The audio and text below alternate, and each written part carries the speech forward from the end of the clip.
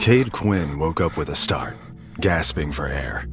He peeled his face off the desk where he must have passed out. Ow. It hurts. My head hurts. He let out a groan. His head was throbbing. No, more than throbbing. It felt like someone was hammering on the inside of his skull. This was the single worst headache Cade had ever experienced. I know I was pretty drunk last night, but damn. This is the hangover from hell. He winced as he slowly sat upright, struggling to open his eyes. The world was blurry, out of focus. He blinked, forcing himself to concentrate on his surroundings, but it was impossible. Maybe I just need to lie down, sleep this off. Being in bed sounded nice, but moving to his bed, that sounded a lot less nice. Maybe he could crawl there, it couldn't be that far. Wait, Cade blinked again. I don't have a desk in my room. This wasn't his bedroom. This wasn't even his apartment. Where the hell am I? Cade stumbled to his feet, sending a fresh wave of agony to his head. But nothing around him seemed familiar. The old-fashioned desk, the bare walls, the twin bed. A twin? Who the hell do I know with a twin bed? Crimson light flooded in from the window, bathing the room in a haunting reddish glow.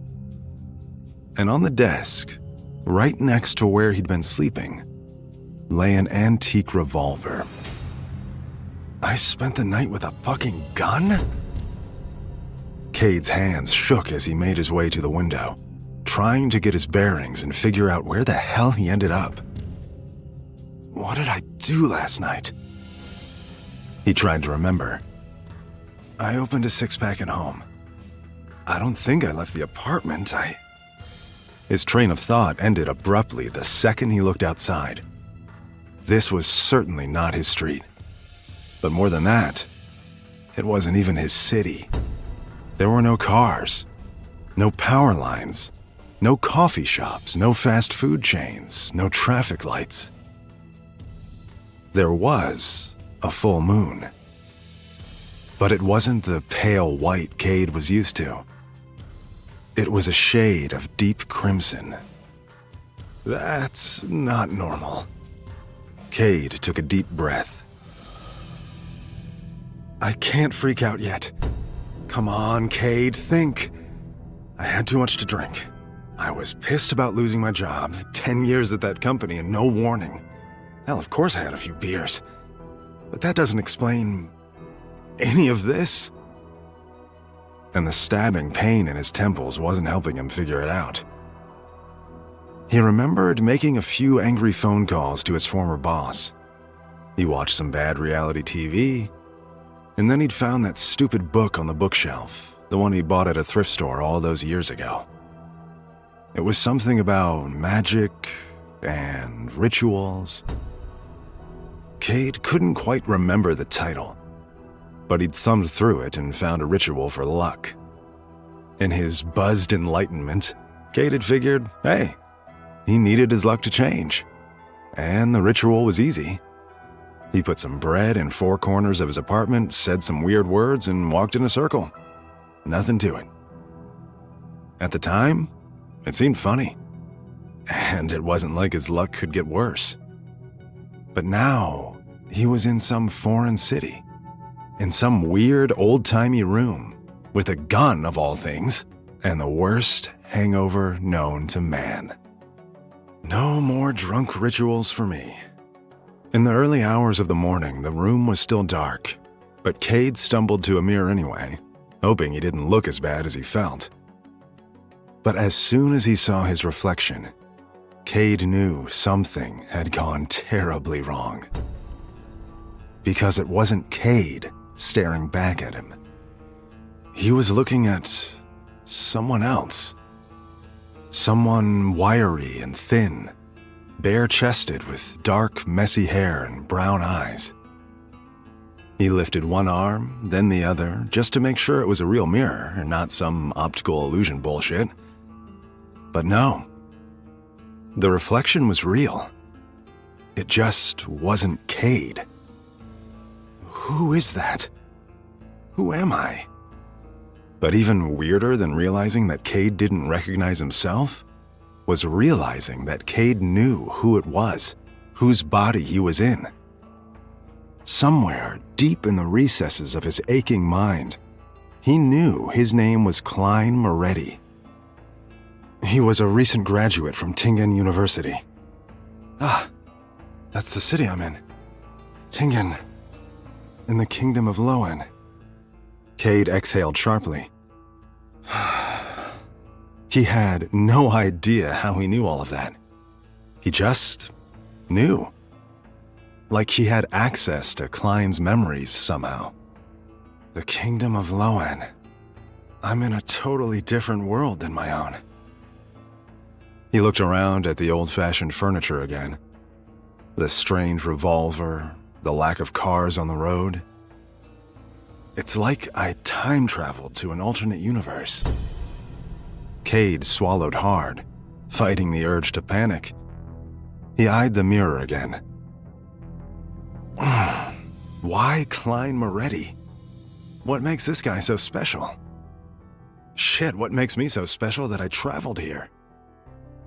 And most importantly, why does Klein's head hurt so fucking bad?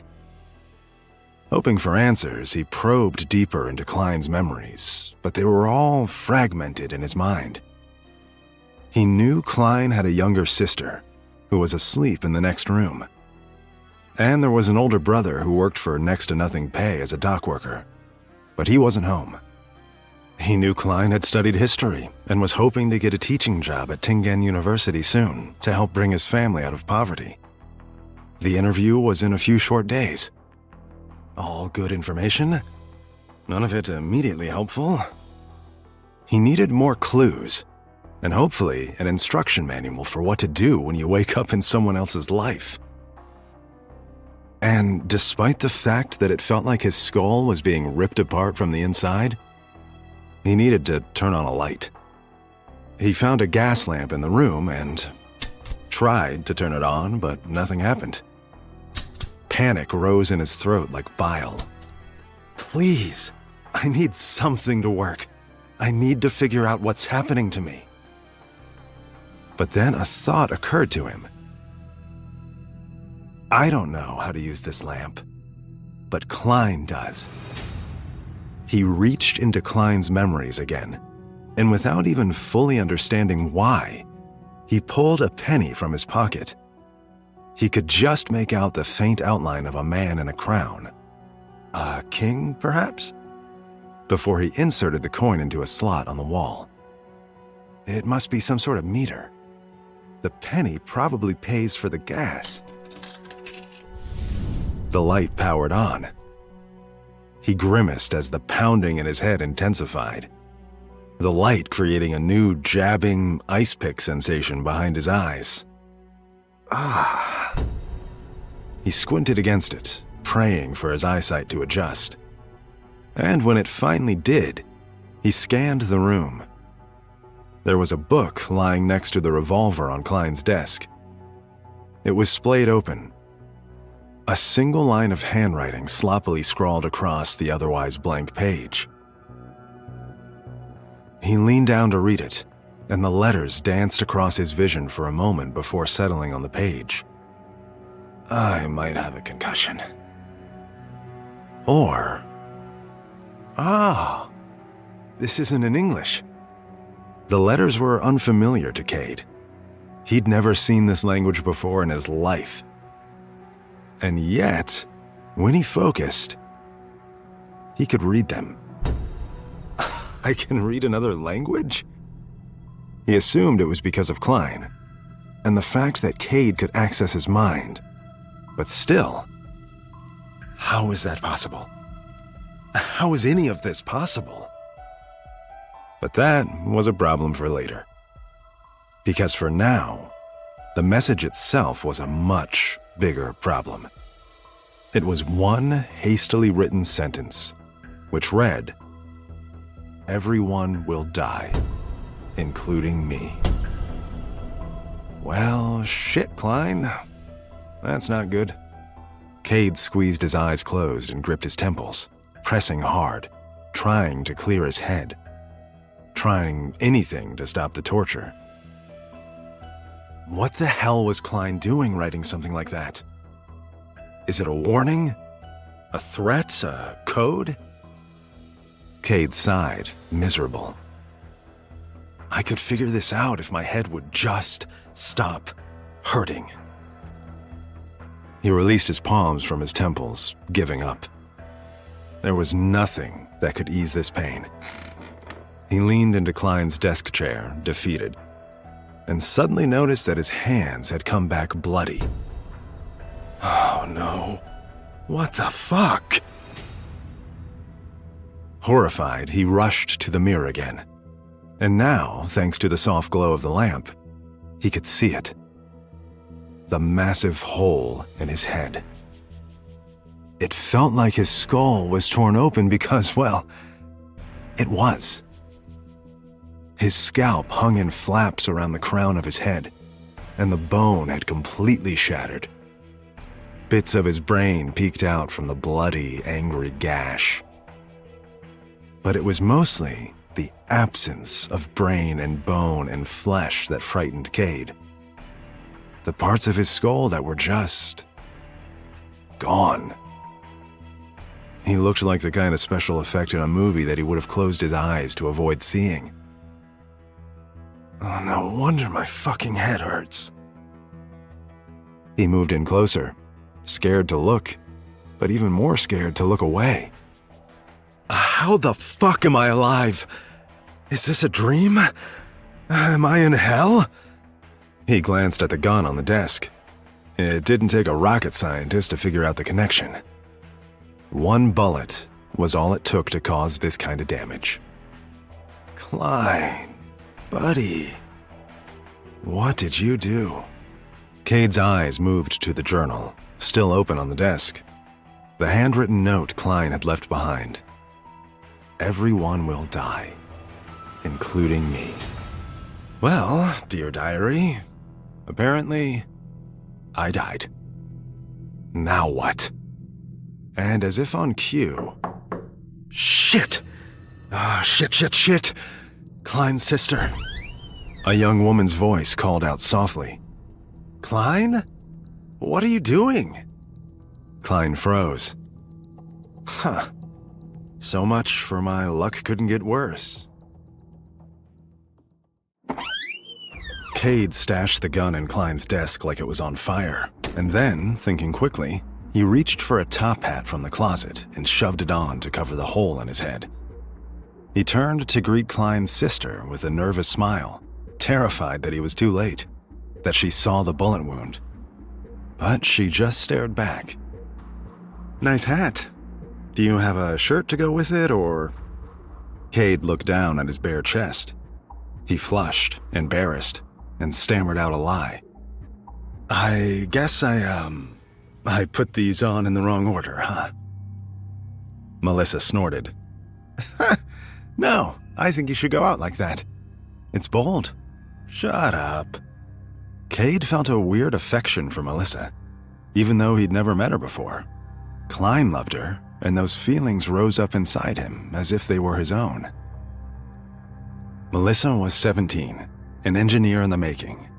She loved tinkering, building, inventing. She was smart in every way that Klein wasn't. He could read and write in ancient tongues, but Melissa could fix the gas meter if it broke. He admired that about her. Wait, no. Klein admires it. Damn it. This is so strange. I don't have a sister.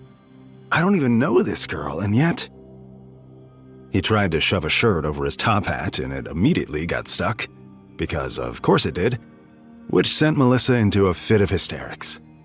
Cade wrestled to force the brim of his hat through the neck hole, flailing. Melissa doubled over, fighting to get her words out through her laughter. Oh my goddess! How can someone so smart be so ridiculous?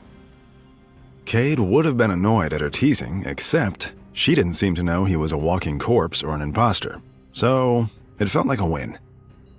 And clearly she never heard a gunshot last night, which is odd, to say the least. He finally managed to dress himself, turning to Melissa with a huff. "What do you want, anyway? Don't you knock?" "I did knock." She was red-faced from all the cackling, catching her breath. "I was going to remind you to pick up groceries for dinner tonight. Your interview's coming up, and I want to make you an actual meal. You need your strength." Cade softened. Klein's interview for the teaching job in a few days. He knew how much this job would mean to their family. He just wasn't actually a part of their family. "I won't forget. Thanks." She rolled her eyes. "You forgot to put a shirt on today, Klein. I'm not confident about the groceries." He couldn't argue the point. "Fair." She hung in the doorway for an awkward beat. "Aren't you going to walk me to town?" Cade searched Klein's memories and recognized that this was their morning routine. They both woke up ungodly early, so Melissa could walk the hour to Tingen Technical School every day, because they couldn't afford any other option. And Klein accompanied her into town to see her off. Cade needed to figure out what the hell was going on.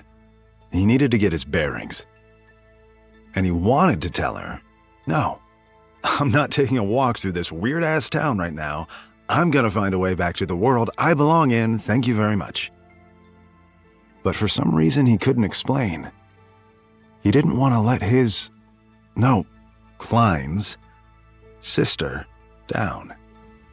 And now that he thought about it, maybe it could be helpful to learn more about Klein's life and Tingen City and this entire new world he'd found himself in. Maybe he could figure out exactly how this happened. "Of course I'll walk you. Let me just finish getting ready." He glanced down at his bare feet. Melissa shrugged. "Just hurry. I don't want to be late again, thanks to you." She turned to gather her things, leaving him alone. And Cade hurriedly rushed to the mirror and lifted his hat, studying the gaping wound in his skull. What the hell am I going to do about this? He leaned in closer, suppressing a gag at the sight of the gore. But on closer inspection, he saw that there was dried blood around the edges, and the skin bordering the exposed bone felt a little itchy. Like it's healing. The unbelievably intense headache was still there. Getting shot in the head is hell, it turns out. But Cade felt that it was already dulling. Like the drill going into his head was pulling back rather than pushing forward. Or, I'm the most delusional man on earth. Either way, I'd love the pain to stop. He moved back to the desk. Maybe the same spell that brought me here also heals me. It was as good a theory as any.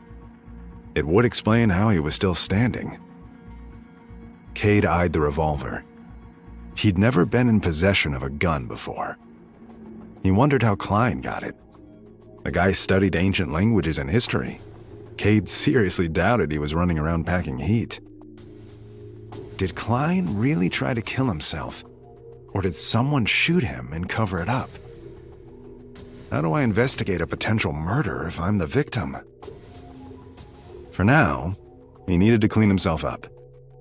He reached into Cade's memories and shuddered at the thought of the communal bathroom they shared with the entire floor of the building. Oh, why is this apartment such a shithole? One thing was clear. Klein and his siblings lived in poverty. And based on Klein's beliefs, this world was full of unfair circumstances and injustices. Their living situation was a sign of the times. Or something like that. Still, bet you didn't think you'd be cleaning up your own collapsed cranium when you rented this place, did you, Klein? Cade made his way to the hall bath, top hat and all, until he was inside and could lock the door for privacy. Using a towel and soap, he gingerly washed around the edges of the wound, careful not to reopen any areas that were scabbing over. The hole does look a little smaller, doesn't it? It could have been a trick of the light. Only time would tell. He made his way back to their apartment, where Melissa called out from her bedroom. 2 minutes, and I'm leaving without you. 2 minutes, got it. He sped through their tiny sitting area into his room again. He rifled through Klein's closet, choosing a simple ensemble. The white shirt he'd already selected, brown pants, and a matching coat and hat.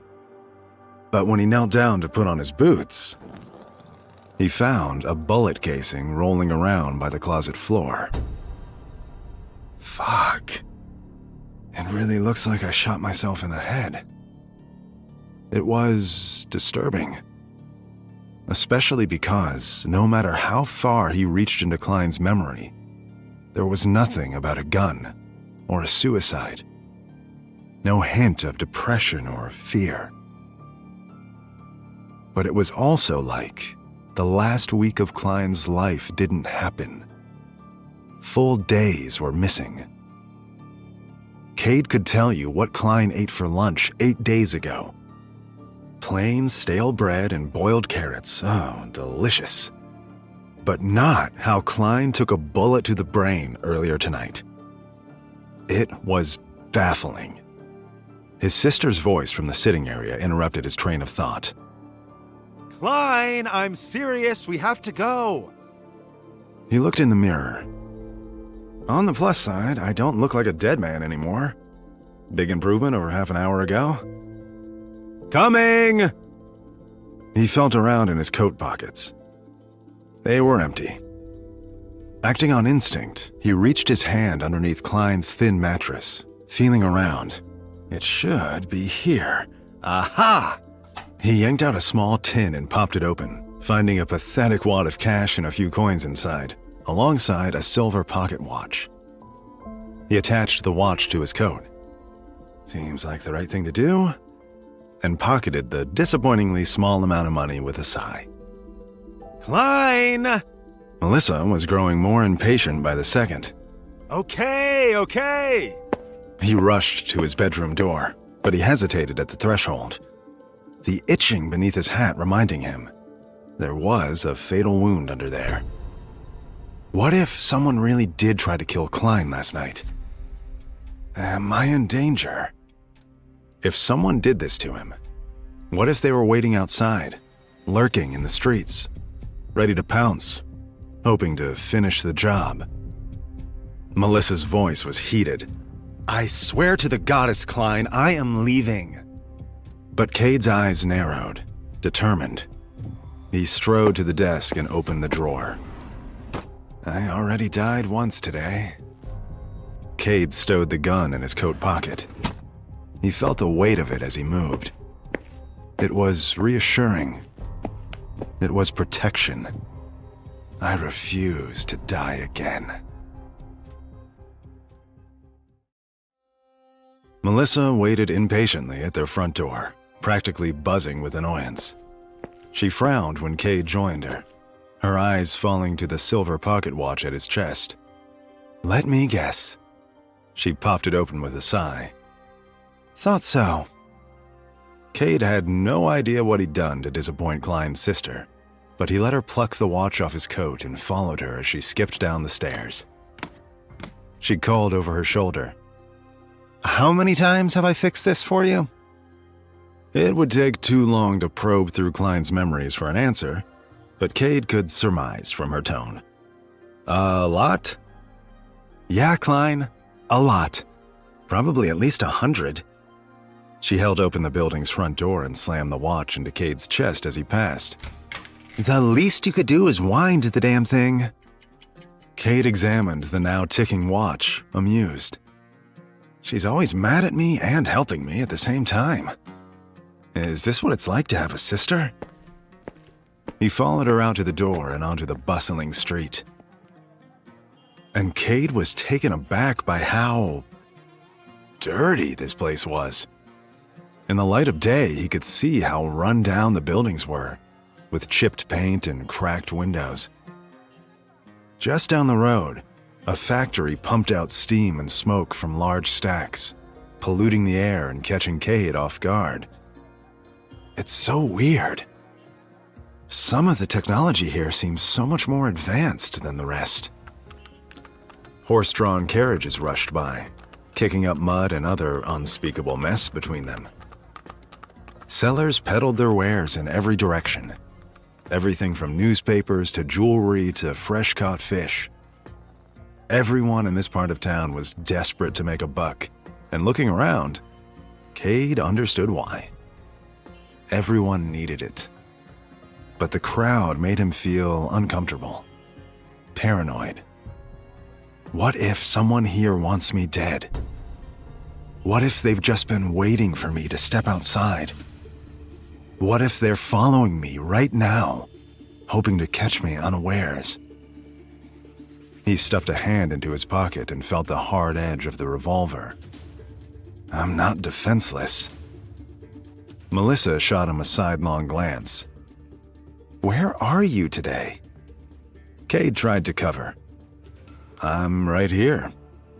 Melissa rolled her eyes. That's never been true.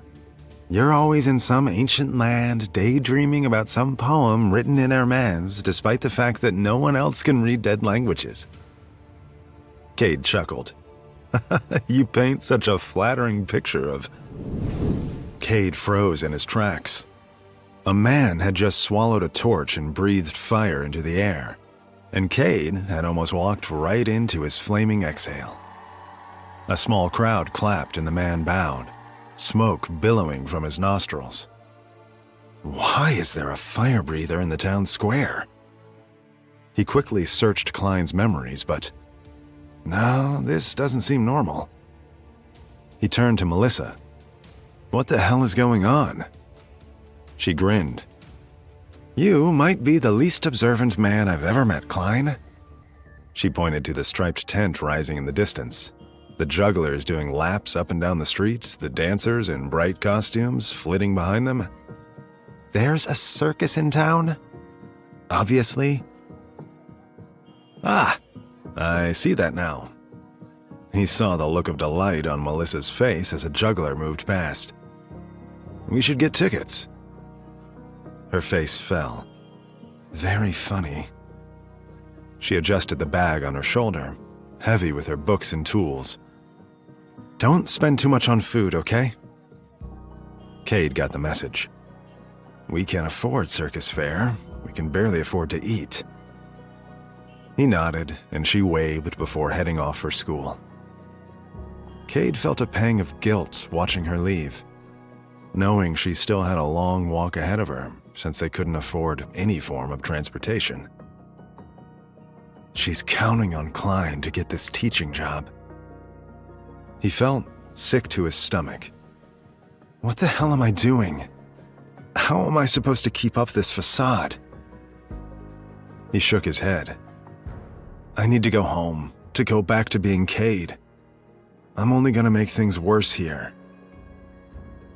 But oddly enough, he needed to grocery shop for both of them. Melissa wanted Klein to get ingredients for dinner tonight, and Cade needed food to go home. Because Cade had a hunch that the so-called luck ritual he drunkenly performed was what transported him here. And his best operating theory for how to get home was to repeat it. And he remembered, it involved bread. I should have suspected something was off as soon as food was required. He searched the market and Klein's memories for the local baker, but a melodic, lilting voice interrupted his train of thought. I can tell your future. Cade practically jumped out of his skin. He whipped around to see a plucky young woman standing behind him. Excuse me? She gestured to the fortune teller's tent a few steps away. I'm offering you a free tarot reading. Cade relaxed. She's with the circus. But he was surprised to find out they had tarot here, and he was curious to know if it was the same deck they used in his world. Not curious enough to actually get a reading from some roadshow psychic. He backed away apologetically. I've never believed in that stuff. But the young woman cocked her head, unconvinced. That's odd. I think you know all about the power of magic and fate. Cade blanched. What makes you say that? She gave him a mischievous smile. I sense it in you. Something not of this world. His eyes widened. Did she know? Could she sense that Cade wasn't supposed to be here, in Klein's body? He considered, maybe he should be more open-minded. Underestimating rituals and magic is what got him here in the first place. Maybe this woman could help him get out. He hesitated, feeling around for the meager amount of cash in his pocket. You said it was free? She opened the flap of the tent, beckoning him inside. We never charge for the first reading of the day. Cade followed her inside, swallowing his skepticism, reminding himself he was in a different body in an alternate universe. He couldn't really afford to be a skeptic anymore. The inside of the tent was dark, and she led him to a small table at the center, lit with crimson candles. She directed him to a chair across from her and presented her tarot card deck with a flourish. Are you ready to learn your destiny? Cade leaned in to examine the cards. He was disappointed to see all the familiar elements. Cups, wands, death. He was no expert, but they definitely seemed the same ones he'd find back home. My destiny, huh? The young woman studied him. I never understand why some people don't believe in the tarot. Cade shrugged. A lot of us need proof to believe in things. She gathered the cards into a neat pile.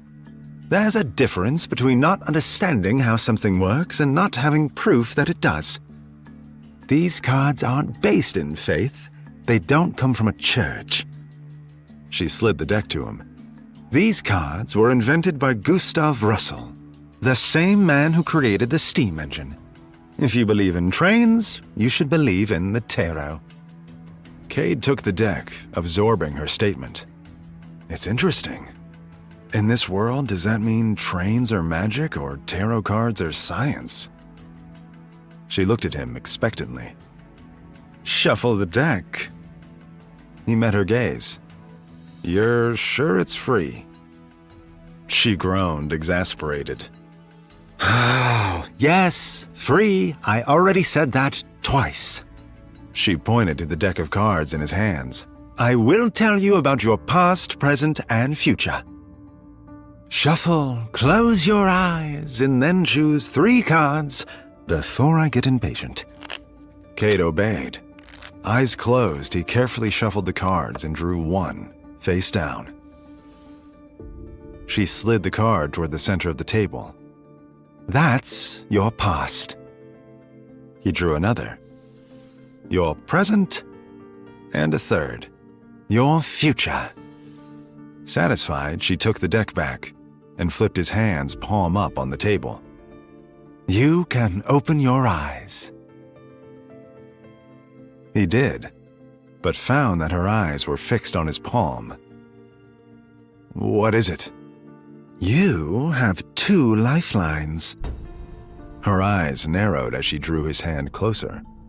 It's very unusual. Cade raised his eyebrows. What does it mean? She let go of his hand, perplexed. I'm not sure. I've never seen that before. Cade stared at Klein's palms. It could be a coincidence. It might not be about me. She placed one of his selected cards on each palm and one in between them on the table. Which card would you like me to read first? He almost laughed. The present. He figured it was the most confusing of the three. Maybe she can clarify what the hell is going on in my life right now. This will reveal your truth. It could change your life. She flipped over the card, and Cade swore he heard its landing echo in his mind, like it hit the table with a thunderous crash. The fool. Cade bristled, offended, but she shook her head. This isn't an insult. It signifies a new start. She stared intensely into his eyes. The life you've known until now, it's over. She leaned forward, her voice low, almost sinister. But this one's just begun.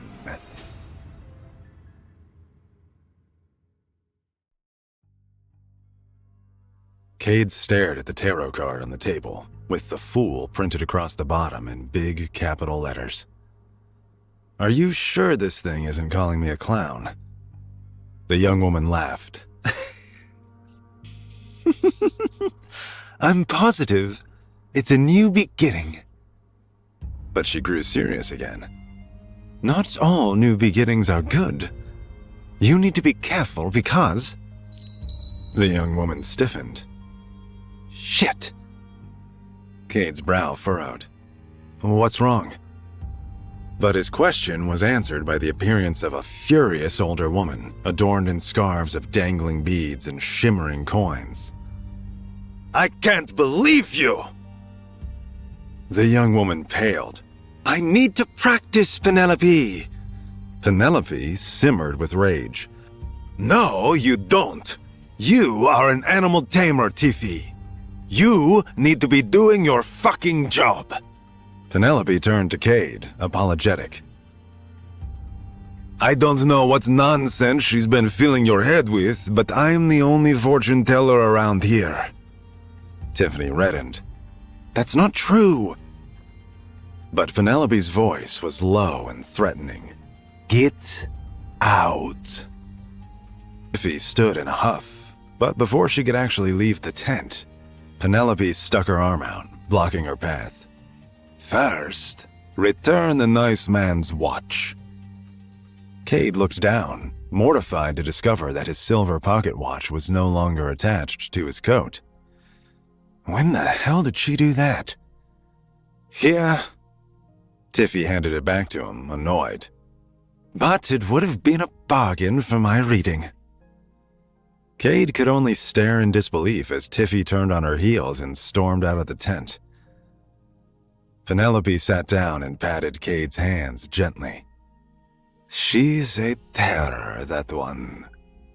Cade's embarrassment was almost too much to bear. I guess so. Penelope glanced at the cards on the table. 2 were still face down.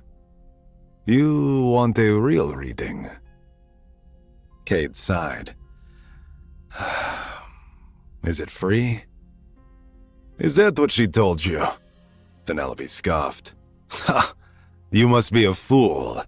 Nothing in this world is free. Cade wished he could sink into the floor. He slunk out of the tent, his past and future left shrouded in mystery. Back on the street, he refocused on his mission. Get the groceries and get the fuck back inside. Out here, he was too paranoid that someone would try to kill Klein, and now, apparently, he also needed to worry about being swindled. He wasn't fit for this world. He needed to go back home, to become Cade again. He navigated his way through the stalls of merchants, reaching into Klein's memory so he'd recognize the local baker. He needed bread, and he needed a lot of it. He was pretty wasted when he did the luck ritual the first time, but he definitely remembered hiding bread in 4 corners of his apartment. Then he'd walked in a circle and said something. Some combination of words in another language. He groaned, frustrated. How the fuck am I going to get through this? He found a baker, finally. A portly woman with kind eyes who shook her head as soon as she saw him. You get lost, Mr. Moretti. Something like that. Cade wasn't in the mood for anyone else to tell him he was a fool today. The stall was overflowing with delicious-looking pastries and desserts, and Cade's mouth watered at the sight. He would have killed to buy a dozen to bring home to Melissa. The baker wiped her hands on her apron. "What can I get for you?" He tore his eyes away from the sweets. 4 loaves of bread, please." The baker whistled. 4? Yes, sir. Cade grimaced as he watched her load up a bag for him. This was going to cost him. He paid the baker and cast one last look of longing at the baked goods before surveying the rest of the market. He located the butcher pretty quickly. It was the busiest of the stalls. He approached the butcher, who ignored him completely, prioritizing other customers. He probably knows I'm not buying much. Cade fidgeted anxiously and waited his turn. He didn't like standing in the crowd. What if someone here wants me dead? When it was finally Cade's turn, he ordered the smallest rack of lamb on display. He hurried next door to a local farmer, who sold him peas and potatoes with a look of sheer pity as Cade counted his remaining coins one by one, hands trembling. Cade was just about completely broke, but at least he could go the hell home.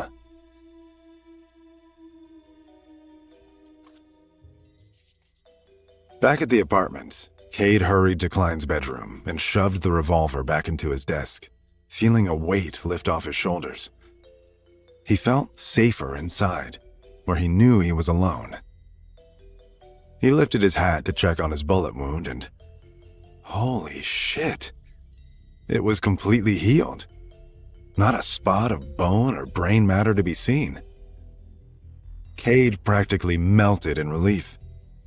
He collapsed onto the desk, taking a moment to feel the air in his lungs and remind himself that he was alive. Miraculously, he found himself leaning over the note that Klein had left behind. Everyone will die, including me. But Cade grinned. Not true. I've defied death. But the note, Cade suddenly realized, was in a diary, which meant there could be more clues as to why Klein took a bullet to the head. His mind reeled. He had no idea why he didn't think of this sooner. Probably because I was missing half my skull.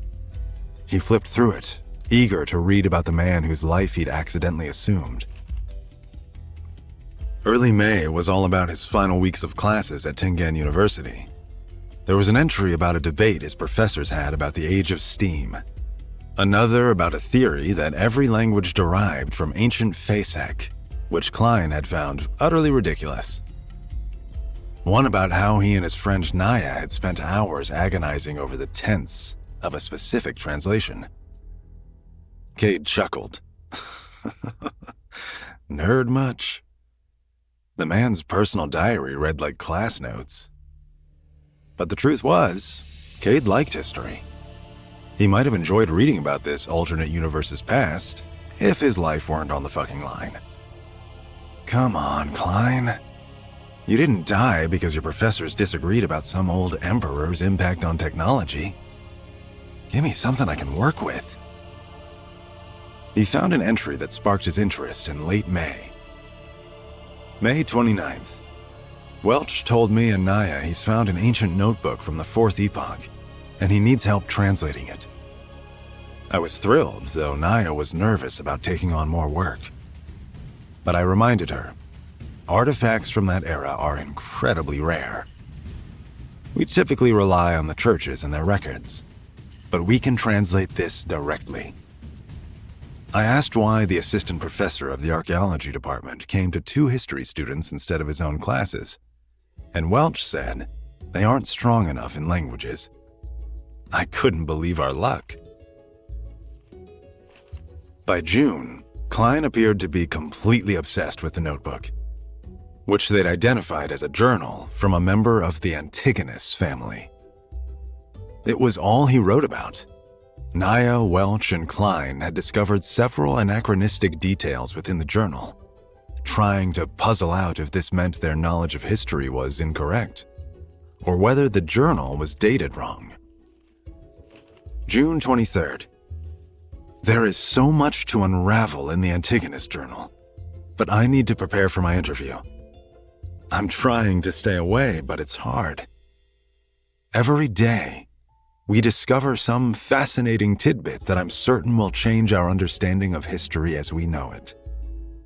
Cade exhaled sharply. That is a weighty statement, Klein. He kept reading, eager for more information. He had almost caught up to the present. June 24th. Naya showed up, looking ragged. She said I wasn't allowed to back out after I dragged her into this in the first place.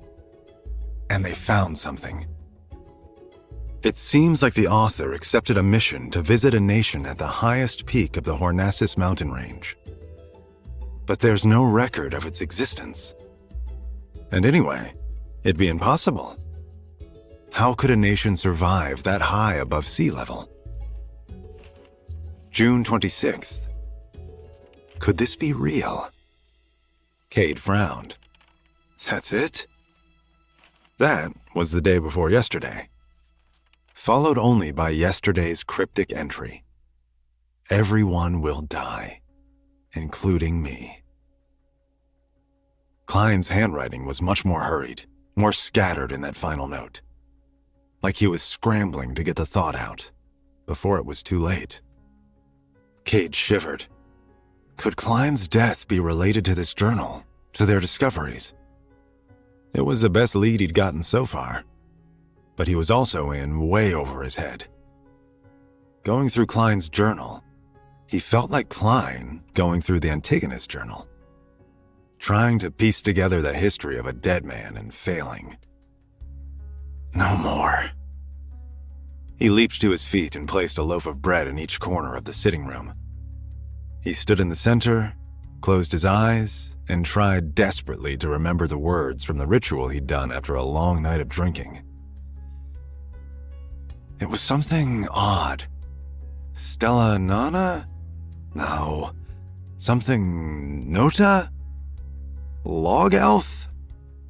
Klein bit his lip. He'd walked in a circle and said the words. Maybe it doesn't have to be perfect on the first try. He took 3 steps in a tight circle. Stella Noka. Lonic Elf. Nothing happened. But I think that's pretty close. He tried again. Stella Noda. Loic Ulf. Again, nothing. Nope. It had more syllables. One more try. 3 more steps.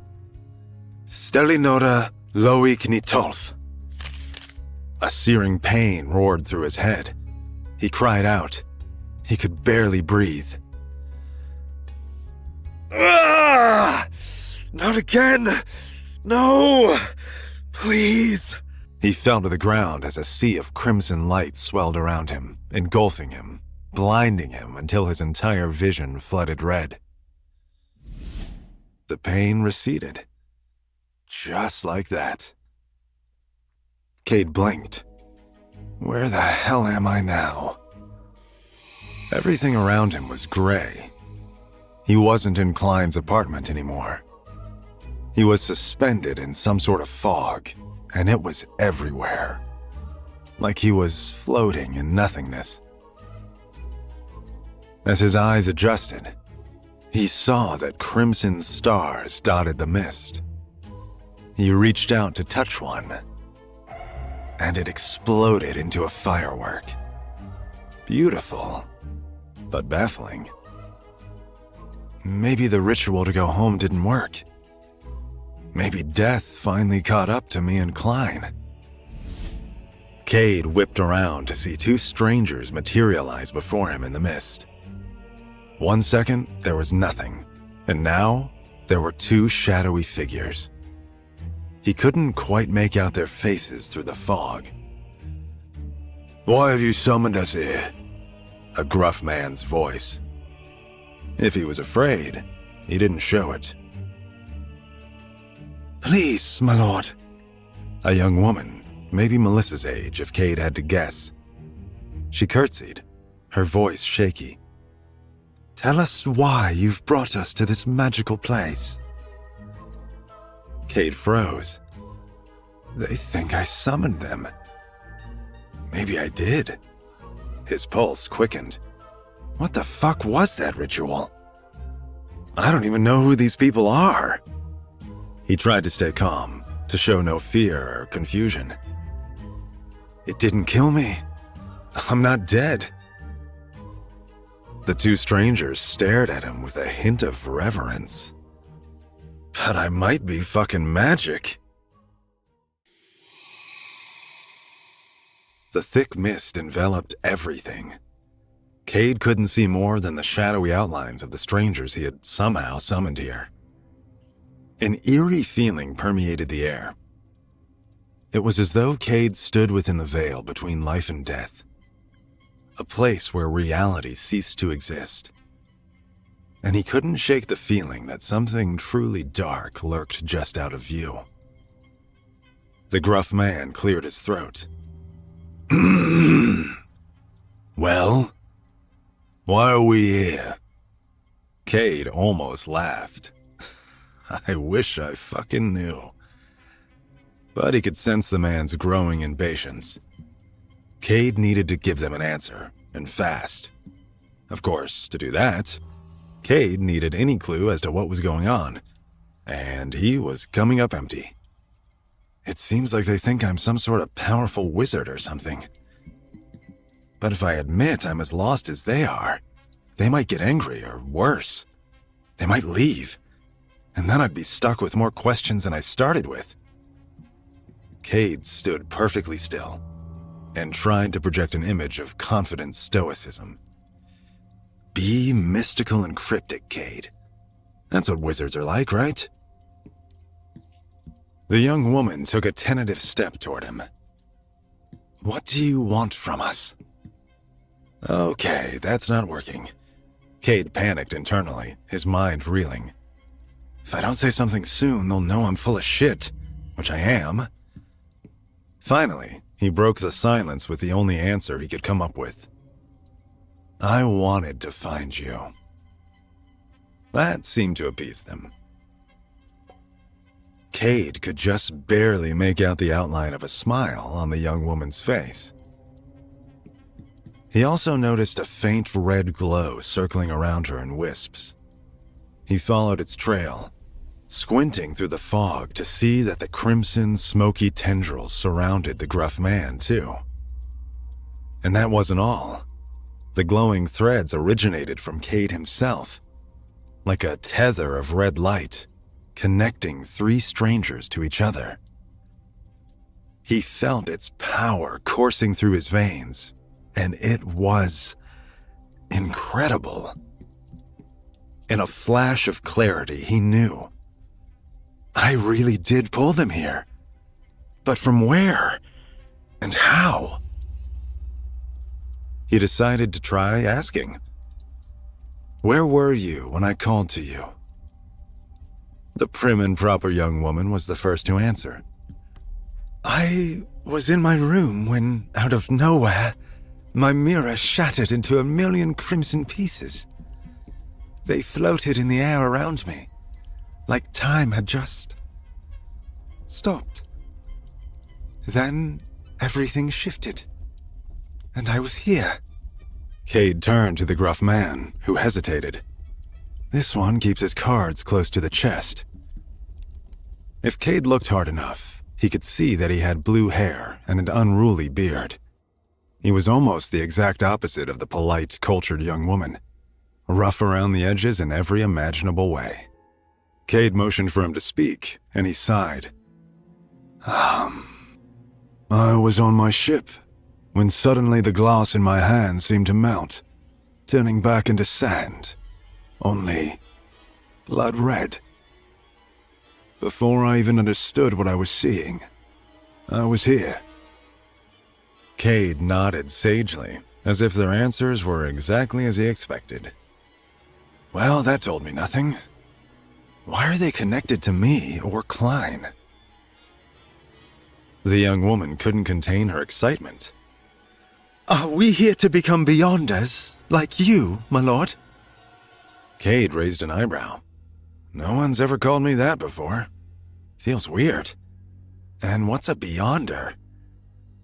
The woman read the look on his face as disapproval. You probably don't think I'm ready, but I promise you I am. The gruff man scoffed. Ha!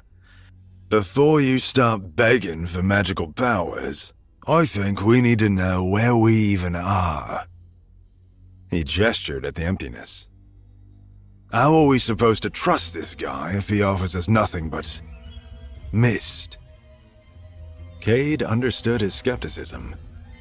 Standing in the fog felt strange, almost like the place was unfinished. If he was truly the sorcerer he was pretending to be, he would have brought them to a mystical palace, someplace impressive, intimidating, grand. As soon as he imagined it, the mist swirled around him. Massive pillars rose from the ground by their feet, towering over the trio. An ornate dome materialized above their heads, locking onto the pillars, majestic and magnificent. The young woman gasped as 4 walls closed in on them, and the mist parted to reveal a long marble table at the center of this new room. Ah! Cade hid his own wonderment, which was a challenge because he couldn't fucking believe it. Holy shit! How am I doing this? He had no idea, but he knew he never wanted it to end. When everything was in place, the young woman applauded giddily. Amazing! Cade sat at the head of the table, as though this was the most normal thing in the world to him. The blue-haired man sat by his side.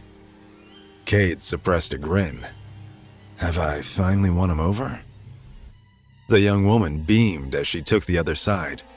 Your powers are astonishing. Cade had to agree. I am also astonished, lady. The man rubbed his hands on the very real, very tangible marble table. This is remarkable magic. He cleared his throat, embarrassed. I'm sorry for my skepticism earlier. Cade nodded slowly as a sign of acceptance. The young woman perked up. Does this mean I can be a Beyonder now? Cade had no answer. I need to know what a Beyonder is first. Luckily, the gruff man shook his head, answering for him. He can't just bestow powers to you. You need to drink a special potion to become a Beyonder. Cade listened intently. Okay, so a Beyonder is someone with magical powers. And given how nonchalantly they're talking about it, this can't be that unusual. The young woman frowned. They're not the easiest to track down, you know. I've tried. The man leaned back in his seat. I can help you with that. I'd need assistance finding a few ingredients. The young woman didn't hesitate. Name it. The man leveled his gaze. Ghost shark's blood. She grinned. Done. Where do I send it? Shit. He paused, considering. I'm not sure we should reveal our real identities. The young woman pondered. If you give me a neutral address, I can send the ingredients there. Or you can just tell me the recipe once I've gotten them. She looked at Cade, sheepish. That is, if you agree to summon us again. Cade nodded, without knowing if that was even possible. They seem to have accepted this whole foggy shadow realm thing pretty easily. Exactly how common is magic in this world? The young woman squealed with excitement. Ah, is that why you've gathered us here? To help each other out, as allies, even if our identities are secret. Did I get that right, my lord? Cade only stared in response, continuing to hide his utter confusion behind the guise of mystery. The blue-haired man sat forward in his seat. I've never had a noblewoman for an ally before. The young woman was crestfallen. How do you know I'm a noblewoman? The man laughed. You aren't subtle. She fired right back. Well, I suppose it'll be nice to have someone who operates outside the law as an ally too. You are a pirate, right? She stared daggers at the man, but he didn't deny her allegation. Cade watched their interaction carefully. She's more perceptive than I gave her credit for, and he might be a little more dangerous than I realized. He weighed their words. Klein survived death once, but he might still be the target of some formidable enemies. Having two allies, especially Beyonders or whatever, magic users who can grow stronger together, that seems like a great way to protect myself. Besides, the longer I listen to them, the more I can try to figure out what the hell's going on. The young woman stood up enthusiastically. If we are going to be a team, I think we should call ourselves something special. Cade groaned internally. She's so young. Of course she wants a team name, like we're superheroes from a comic book. But he answered patiently, hiding behind formalities. The name is unimportant to me, but if it would serve you, by all means. The gruff man eyed him carefully. Before we go naming our group, we need to know what to call you. I can't just refer to you as Lord Mystery or something. Cade froze. Shit. Of course I need to give them a name for myself, but it has to be something mysterious. And Lord Mystery's clearly off the table. His mind shot to the tarot card reading from that swindling animal tamer. She thought she could take advantage of me, but if she could have seen this, no one will pull anything over on me ever again. Cade mustered as much gravitas as he could. You can call me the Fool. It hung in the air. The gruff man let out a hearty laugh.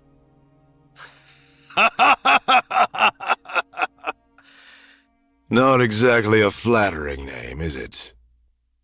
But the young woman clapped with glee. Like from the tarot cards, right? I love them, and I think the Fool is a wonderful name. She thought for a moment. We can follow suit. Then we could call these meetings the Tarot Club. It has a nice ring to it, don't you think? The gruff man glanced at Cade, a hint of displeasure in his voice. How many more of these meetings are there gonna be? The young woman balked. That's not for us to decide. After a moment, the gruff man relented. Then, I think it's a fine theme, and a good way to keep ourselves anonymous. Cade sat in silence. This is fantastic. I give them the seeds of an idea and they run with it. The young woman smiled. Great. Then I'd like to be known as Justice. The gruff man chuckled. Justice. Lofty goal in a world like ours. The young woman's eyes narrowed. Oh yeah? Well, what's your name? He stroked his beard. Call me the Hanged Man. Cade was beyond excited about this development. Justice and the Hanged Man. What badasses. It felt to Cade like all the pieces were falling into place, even if he didn't quite know what the puzzle was.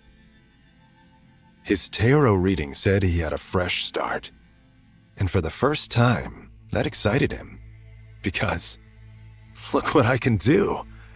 I'm a superhero, a demigod. No, it's better than that. I'm the fool. And I've only just begun. Cade felt his power pulling away from him, the misty realm fading. Not wanting to look weak, he turned to his new allies, Justice and the Hanged Man. We'll speak again soon. Monday, afternoon, 3. And with that, Cade collapsed to the ground, back in Klein's apartment. His chest heaved as he tried to catch his breath. The fog swirled around him until it vanished into 5 black dots on the back of his hand, in the shape of a square. It lingered there like a tattoo, before it slowly faded into nothing. Why a square? And where did it go? And his stomach rumbled mightily, interrupting his train of thought. Stomach acid burned his insides. He was ravenous. Okay, so interplanar travel makes me super hungry. Noted.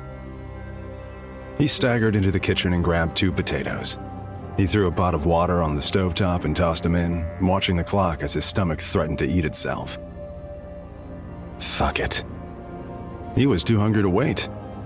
He grabbed them from the hot water with his bare hands, scalding himself. But he didn't care. He slunk to the floor, his back to the stove as he gobbled the hot potatoes whole.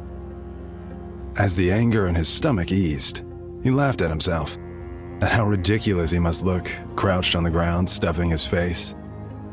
I hope my new allies are having a better go at things. Though it's hard to imagine they'd be doing worse than drooling over uncooked potatoes. He sighed, suddenly hit with extreme fatigue. Like his entire body was full of lead. His eyelids were heavy and his mouth was still full. A piece of potato fell from his lips as he slumped forward, and he entered a deep sleep. Lady Audrey Hall snapped back to reality. Shards of broken mirror crashed to the floor as time caught up with her. Thick fog swirled around her, vanishing into crimson stars on the back of her hand. She exhaled softly as they vanished. Awesome. Her cheeks were still flush with excitement. I'm going to be a Beyonder. I can't believe it. This is the most amazing thing that's ever happened to me. There was a gentle knock at her door, interrupting her reverie. Audrey's lady maid, Anne, poked her head in. Lady Audrey, are you okay? I heard a loud crash and... She saw the broken mirror and gasped, hurrying over to Audrey's side. She took the girl's hands in her own, checking for cuts. Are you hurt, my lady? Audrey shook her head. No, Anne, I'm okay. Anne gave Audrey another quick once-over, worried. Once she was satisfied that the girl was unhurt, Anne's demeanor shifted into anger. Then, might I ask how your mirror ended up all over the floor? Audrey blanched. Nothing. It was... well... Susie ran in here, and you know how excited she gets. She knocked into the mirror. Susie, of course, was the family's dog, a golden retriever full of energy and clumsiness. The lie was believable, though Audrey felt a little guilty about it. Anne seemed unconvinced. Whatever you say, Lady Audrey. She carefully knelt down, picking up the largest pieces of the mirror first. She gestured to Audrey's closet. Don't stand there and watch me clean. You have to get ready for the battleship's blessing at the harbor today. Audrey's face fell. There was a time when seeing a new battleship up close would be an exciting afternoon. But after her meeting with the Tarot Club, everything else seemed mundane. Audrey sat beside her father in her best new dress as their carriage rolled along the waters of Pritzker Harbor. He smiled brightly at her, doting. I wonder if anyone else will even notice the battleship with you in the crowd. You're becoming quite the beautiful young lady, my dear. Audrey blushed. Thank you, Father. The carriage pulled to a stop, and Audrey waited patiently until the valet opened the door for her and extended his hand. She took it ever so gently, and he helped her down from the carriage. She curtsied her thanks, as a lady should, and then looked up to see the battleship. And it took her breath away. She'd been around ships her whole life, But this one was different. It was massive, made of bolted iron. And what's more, it had no sails. Her father saw her expression of awe and grinned. She's the first of her kind right there. The future of ocean combat. Audrey was so taken by its grandeur that she forgot her upbringing. It's rad. Her father raised an eyebrow. Excuse me? Audrey smirked. Sorry, I meant to say, it is quite elegant. She fluttered her eyes in a caricature of propriety. Her father laughed. He looked back to the ship. If I do say so myself, it is quite rad. There's not a pirate on these waters that will be safe from her cannons. A storm raged on the high seas. Alger Wilson calmly opened his eyes, finding himself back on the deck of a ship. The Blue Avenger, to be exact. A ghost ship he'd had his eye on for a long time. The fog around him swirled wildly into a crimson firework on the back of his hand. His eyes narrowed as it faded from existence. Strange. The gruff, blue-haired man tugged on his shirt and picked up where he'd left off before his mysterious meeting. The fucking fool interrupted me in the middle of business. Alger strode down the aft of the ship, and no matter how hard the waves rocked the vessel, he never lost his footing. It looked unnatural, because it was. It was a beyonder power he possessed, and it came in handy for a pirate. He burst into the captain's cabin, where he found the captain facing him, aiming a blunderbuss right at his head. He pulled the trigger. The shot missed Alger's head by inches, thanks to the tumultuous waves. Alger shook his head in annoyance. Fine. Have it your way, old man. And before the captain knew it, Alger was on top of him with inhuman speed. He grabbed the man by the throat and slammed him into the wall, face first. Blood poured from the captain's forehead. His skull was fractured. He choked and gasped for air, but Alger only squeezed his throat harder. The captain's eyes bulged with fear until Alger snapped his neck. Serves you right. Alger carried his ragdoll corpse to the side of the ship and nonchalantly chucked him overboard, like he was discarding a bag of trash. A blond man rounded the corner in a hurry, gripping the doorframe to keep his balance. Alger, any sign of the captain? Alger nodded grimly. Yes, but I'm afraid he got away. He must have had some beyonder power we didn't know of. He had to cover for his own beyonder abilities. You can never be too careful. The blond man looked disappointed. Well, no matter. At least you're not harmed. And we won the ship. Alger marveled at how easy it was to lie. Aye. He clapped the man on the back. Here's to small miracles. Hours passed before Cade woke from his mid-snack nap, and he felt great. He stretched his arms wide and basked in the glow of doing actual fucking magic. He remembered the feeling of power coursing through him, the confidence he had in tricking two complete strangers into believing he was an all-powerful being. He felt invincible. He stood to stretch his legs and grabbed one of the 4 loaves of bread he'd stashed around the room. He ripped off an end and popped it in his mouth. What was I thinking before? Why was I trying to go back to the life I had? He paced back and forth in the tiny apartment. Even his current impoverished state couldn't faze him. It was still better than what he left behind. As Cade, I lost everything. I had no purpose, no future, no life. I was drunk and depressed. But here, as Klein, I'm a god among men. He stopped in the middle of the room and clenched his fist. He had made up his mind. That's it. I don't want to be Cade anymore. It's time that I finally take control of my life. I have to see this through. I have to be the fool. He was determined to get his family out of poverty and become something better than he was ever meant to be. As Cade Orkline, he would become so much more than a former corporate drone, so much more than a modest professor. He saw the path before him and knew, beyond a shadow of a doubt, that he had a real future here. Even if he never flipped the future card at his tarot reading, he knew it was something big, something world-changing. But if he was going to look to the future, he could no longer be beholden to the past. From now on, Cade is dead. Today, I start my life as Klein Moretti, and there's nothing that can stop me. Someone pounded on the apartment door. Klein whipped toward it, startled. Who could that be? A muffled voice yelled out from the other side. Open up! This is the police. We need to talk to Klein Moretti. Well, shit. Klein stared at the door, unsure how to respond to the police on the other side.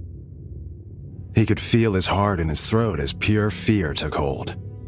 Okay, maybe this was a bad time to choose to be Klein. A muffled voice boomed from outside. Mr. Moretti, you need to open the door now! But Klein was frozen in fear. What do I do? What do I do?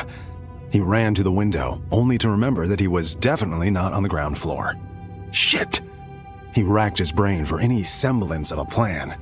Then he realized he didn't actually know why the cops were here in the first place. Did someone hear the gun firing last night? Or maybe the gun I have is hot. Or, oh shit, the gun! Oh, 1 second! He rushed over to his desk, grabbed the revolver, and, in a panic, tossed it into the oven.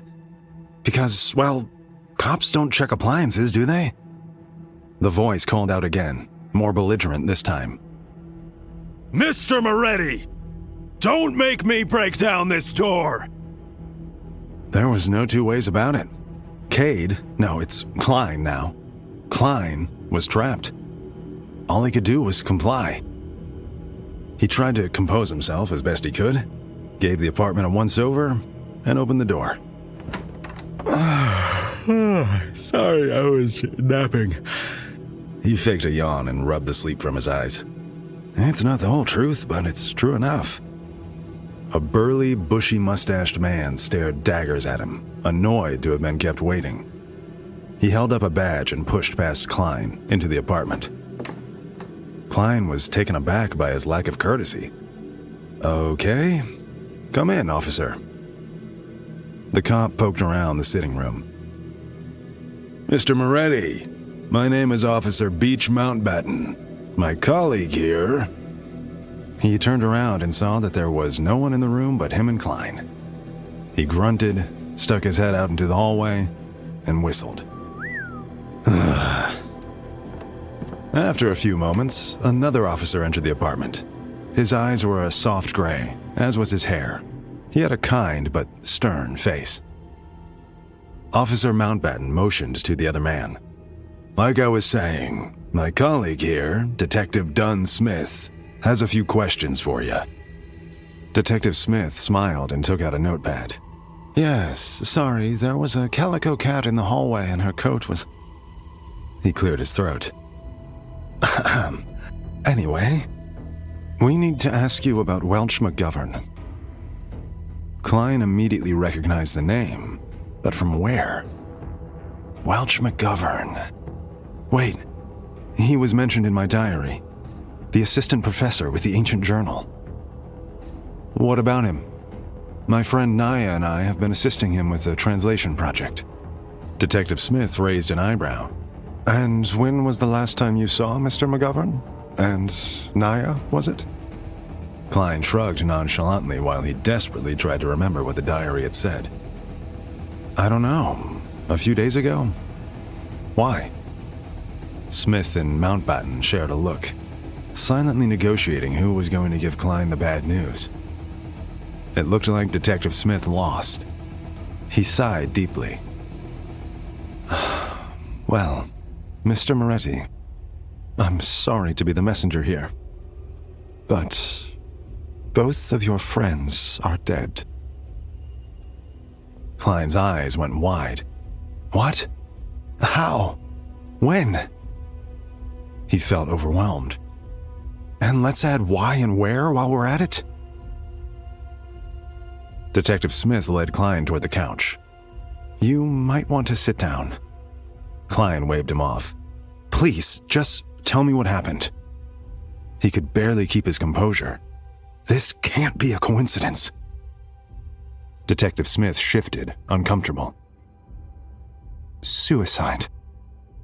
He hung his head. And honestly, they were the most brutal suicides I've ever seen. Klein didn't know what to make of that. Brutal? How did they... Well, Welch, I guess he bashed his own head in repeatedly. It made for an awful mess, and a visual we'll all have nightmares about. Klein shivered, then asked a question he didn't actually want the answer to. And Naya? The detective rubbed the back of his neck. Naya drowned herself in the bath, which usually isn't possible. Our bodies are wired to panic when we're out of oxygen. Klein was seconds away from crumbling under the weight of his own anxiety. And we're also supposed to die from bullet wounds to the head. Things haven't been making sense lately. Detective Smith shook his head. Anyone else would have just resurfaced for air. But somehow she just stayed under and drowned. It's the damnedest thing. Klein glanced between the officers. Neither of those sound like suicide at all. It sounds like they were killed. Detective Smith looked at the ceiling, doing anything he could to avoid eye contact with Klein. That's the thing. The coroner ruled out foul play. Klein's stomach roiled. He felt nauseous. The two people mentioned in my diary are dead of suicide, and I shot myself in the head for some reason. It has to be connected. It was all so strange. Why would 3 scholars randomly decide to end their own lives? More importantly, why am I standing here as a new version of myself, and they're just dead and gone? Detective Smith watched Klein process all this new information. It was clear Klein was going through something. Everything okay, Mr. Moretti? Klein realized he'd been spiraling about something that he definitely couldn't share with the police, so he had to come up with a cover story, and fast. We had just made a massive discovery in our research. We were all so excited. It just doesn't make sense. He looked helplessly at the detective. There's no reason I could think of that they'd kill themselves. And I can't believe they're dead. Mountbatten called out from behind them. That's not what your diary says. Klein spun around to see Mountbatten holding the diary up with a shit-eating grin. Fuck. Mountbatten gleefully pointed at a page. Says here, everyone will die, including me. Cade cursed his mistake. I hid the gun, but I didn't hide the diary? Mountbatten handed the diary to Detective Smith, whose eyes filled with suspicion.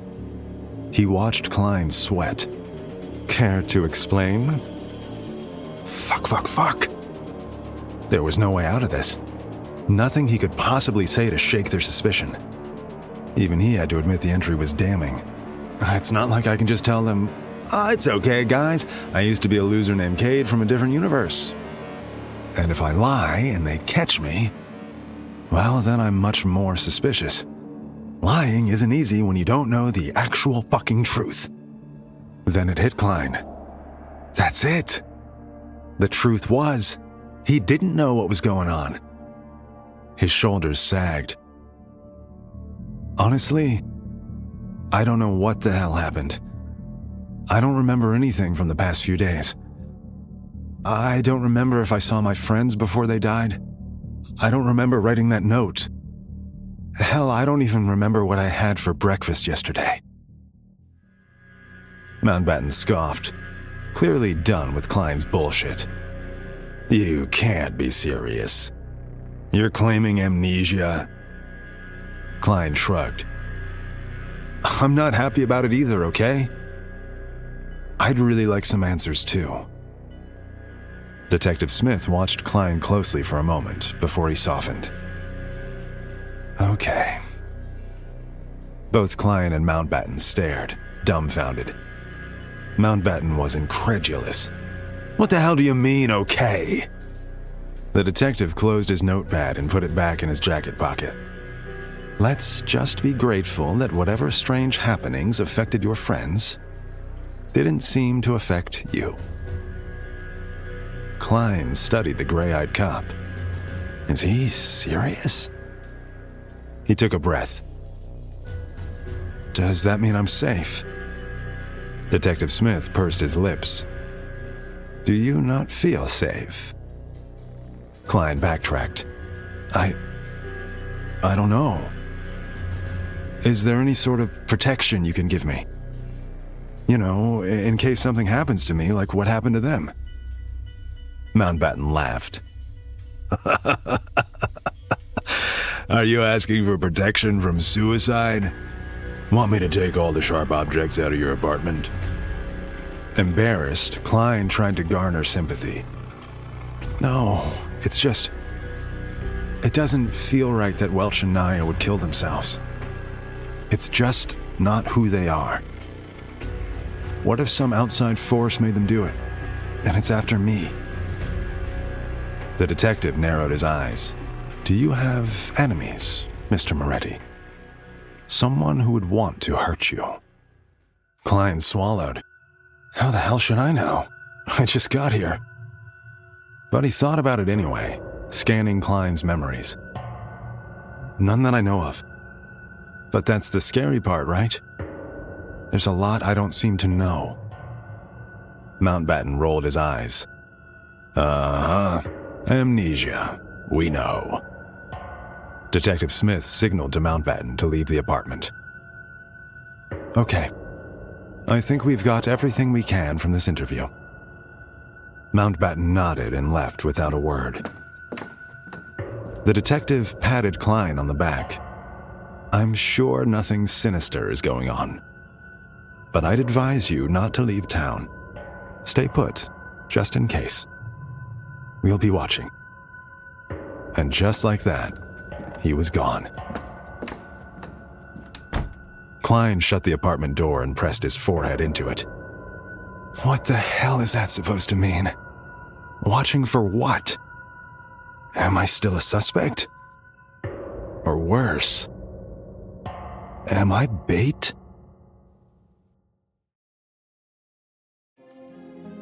Stay put. Klein repeated the phrase in his head as he did anything but, anxiously pacing every inch of his small apartment. Officers Mountbatten and Smith's fading footsteps still audible in the hallway. It didn't sit right with Klein that the only advice Detective Smith could give him was, stay put, just in case.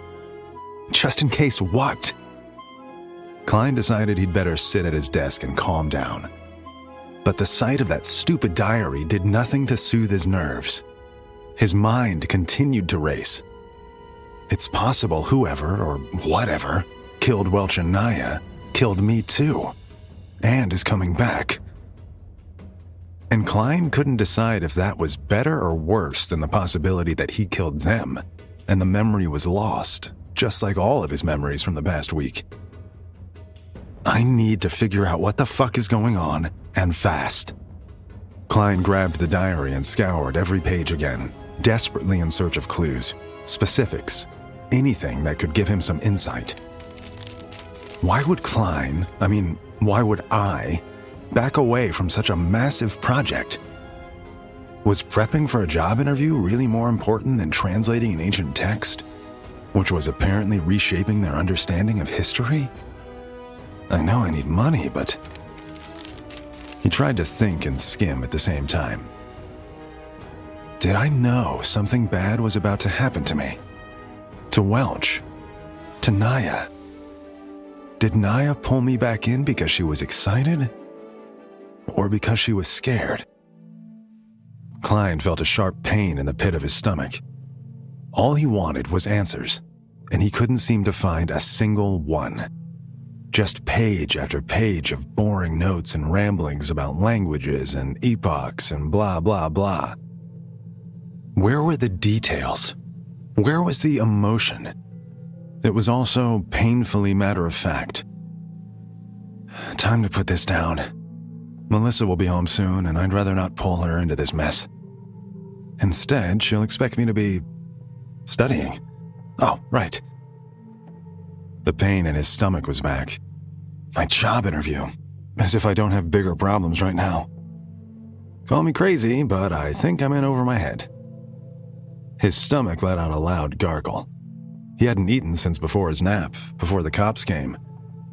Maybe it wasn't the interview or the police investigation or his two best friends turning up dead. Maybe I'm just hungry. Either way, I need a distraction. Klein headed for the kitchen and opened the nearly empty refrigerator with a sigh. I can't eat the lamb without Melissa. And she'd been very clear about wanting to make a stew for him. But scanning his memories, he couldn't seem to conjure one where he actually enjoyed Melissa's food. It didn't seem like she was much of a cook. And I need something to keep me busy. He eyed the contents of the fridge. Potatoes, carrots, peas. I can make this work. He threw all the ingredients into a large pot, submerged them in water, turned the burner to medium heat, then rummaged the barren spice cabinet for whatever he could find. Salt, pepper, paprika. Good enough. He found himself relaxing a little bit by the time the water boiled. The simple task of cooking had put his mind at ease a bit. He let himself enjoy it, stirring the pot, seasoning to taste, watching the mixture thicken, passing time until... What's that smell? Klein snapped back to reality to find Melissa standing in the doorway, her school bag having dropped to the ground. He gestured for her to sit. It's lamb stew. I made it for us. Melissa's jaw nearly hit the floor. You cooked lamb stew? Who are you, and what have you done with my brother, Klein? It's a fair question, more than she even realizes. He remembered that the former Klein was not very skilled in the kitchen either. He didn't have a deep appreciation for food and would never have made a meal like this by himself, so it was no surprise that Melissa was dumbfounded by his overnight culinary expertise.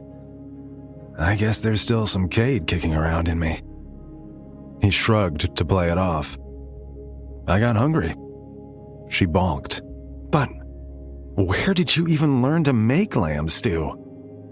Klein hesitated before settling on a lie she couldn't question. Welch taught me. It just fell out of his mouth, but it made sense at least. Welch cooked at home a lot and would even occasionally hire a private chef when throwing large dinner parties. Either way, he knew more about food than the two of them. And it's not like a dead man's gonna contradict me. Klein grimaced at his own thoughts.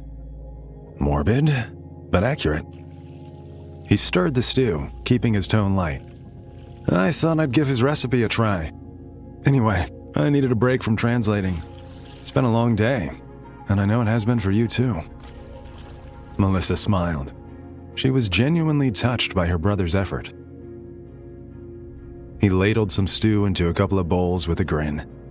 Come on, let's eat. They sat at the dining table to enjoy their home-cooked meal together. Melissa took a spoonful and closed her eyes, savoring the taste. Klein was pleased. She likes it. But her smile quickly transformed into a scowl. Wait, did you put paprika in this? He nodded. That's what gives it the smoky flavor. She dropped the spoon, exasperated. Do you know how much paprika cost? Her voice was laced with disappointment. You're banned from the kitchen, Klein. Melissa picked up her bowl, grabbed her school bag, and headed straight to her bedroom. So much for a nice dinner. Klein collapsed into his bed soon after, belly full of delicious, hearty, and yes, smoky stew. It was a pretty big day, all things considered, and he fell into a deep sleep until Klein startled awake and looked at the clock. Who would be at the door at 2:30 in the morning? His heart raced. Is this someone coming back to kill me? Here to finish the job?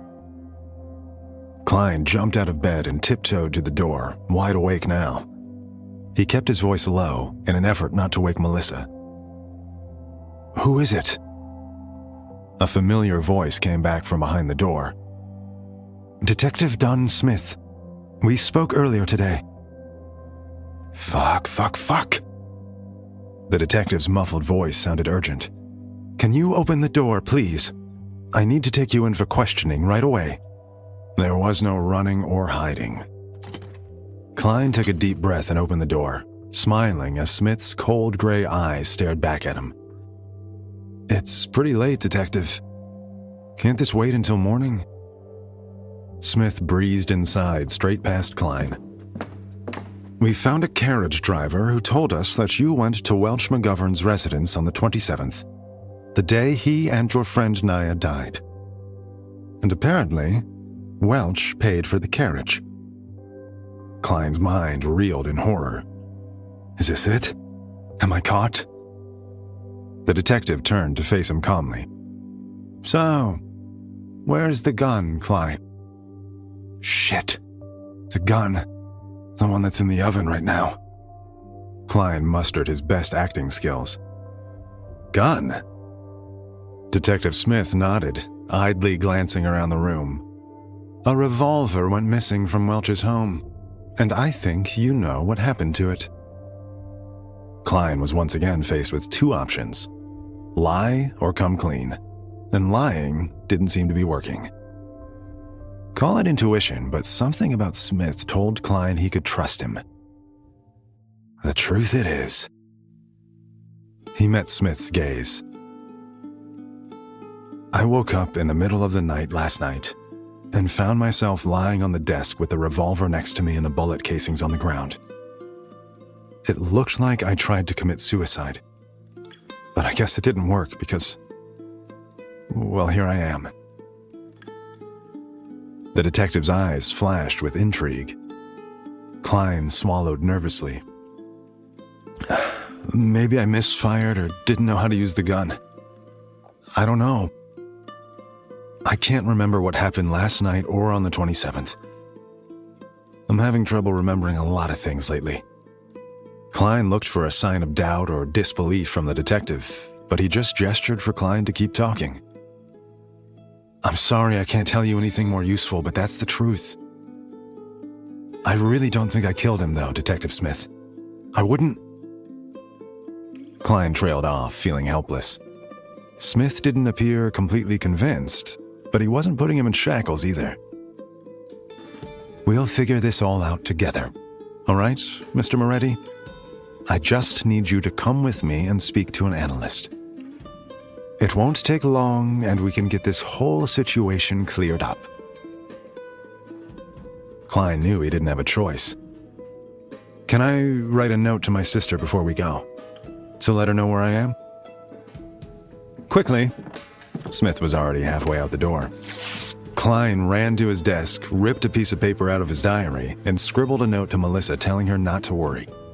He folded the paper in half and left it out on the kitchen table. He didn't have a plan, but there wasn't any time to think. As he followed Smith outside, he prayed that a solution would present itself. I don't want to talk to an analyst. The hell am I going to say? The detective walked to the police carriage parked in front of the building, and a lump formed in Klein's throat. This is wrong. They're going to arrest me.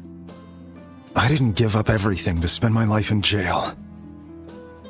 The detective reached for the car door, but at that exact moment... Help! Help! Detective Smith's head whipped in the direction of the commotion, where a young woman was stuck in a tug-of-war with a masked criminal over her purse. Klein had a split second to think, "Oh no, I hope she's okay." But the momentary distraction gave him the exact opening he needed, and he took the opportunity to bolt. I guess I'm a fugitive now. Klein sprinted down the street, faster than he'd ever run before. He didn't slow down, and he certainly didn't look back to see if the detective was after him, although there was no doubt that he was. The only question was, how far behind me is he? Still at full speed, Klein ducked into an alley. I could run to Backland. Backland was the capital city of Loen. It would be morning by the time he got there, and there would be enough people out and about that he could easily disappear among them. Klein could see the cityscape in the distance. It was a long way to go from here, but he could make it on foot if he had to, and there weren't many other options at this time of night. Klein emerged on the other side of the alley and stopped to catch his breath.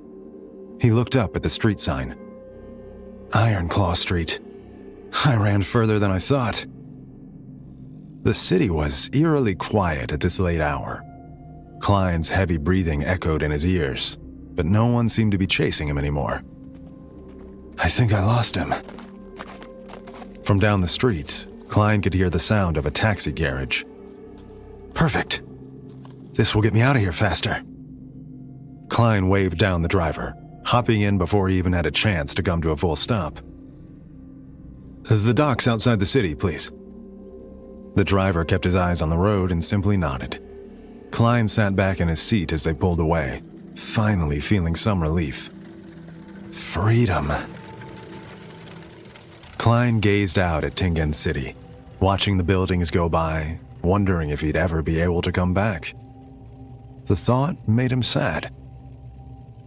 I never wanted to abandon my brother and sister. That feels wrong. They approached a major intersection, the main road that led out of Tingen and into Backland. Klein felt like he could finally exhale. We should be at the docks in no time. At the intersection, the carriage turned left, away from the capital. Oh, great. This guy doesn't know where the hell he's going. Klein leaned forward politely. Excuse me, the docks are that way. The carriage driver didn't say a word. Klein's eyes narrowed. Something's not right. He cleared his throat and spoke louder. Excuse me, you're going the wrong way. The driver picked up the pace, and it didn't seem like they were going to stop. Hey! Pull over! Let me out! Klein's heart raced. Am I being kidnapped? He kicked the back of the driver's seat as hard as he could, trying desperately to get the man's attention. Stop it! Take me to the dock right now! The driver didn't even turn to address him. We're not going to the dock. Panic rose in Klein's chest. Where are you taking me? The carriage came to an abrupt stop and Klein was thrust forward, nearly smashing his face on the seat in front of him. Hey! The driver finally turned around, and under the glow of the red moonlight, Klein looked straight into his striking gray eyes. Detective Dunn Smith. Klein's heart sank. The detective smiled softly. I'm taking you to Welch McGovern's house. What the fuck? Klein jolted, cold sweat dripping down his face and back. He wasn't in a carriage. He was at home, in his bed. After a moment, he acclimated to his surroundings. The clock on the bedroom wall read 2:30. He sat upright, disoriented. It was just a nightmare. Thank the goddess. Still a little shaky, Klein planted his feet on the floor, steadying himself. Even though he knew it hadn't been real, there was still this persistent feeling of overwhelming dread that he couldn't shake. I need to splash some cold water on my face. Get this guy out of my head. With tired, gentle steps, Klein moved toward the apartment's front door, intending to head to the communal bathroom. But the second he opened the door, he nearly jumped out of his skin at the sight of a large figure bathed in crimson moonlight, waiting for Klein in the hall. Staring back at him with a very familiar pair of gray eyes. Detective Dunn Smith smirked. Don't run this time. Even if Klein wanted to, he couldn't. He was frozen with fear and confusion. Is this still a dream? The detective shook his head. No, this is real. Klein wasn't entirely convinced. How did you know that I ran? How do you know about my dream? He sighed.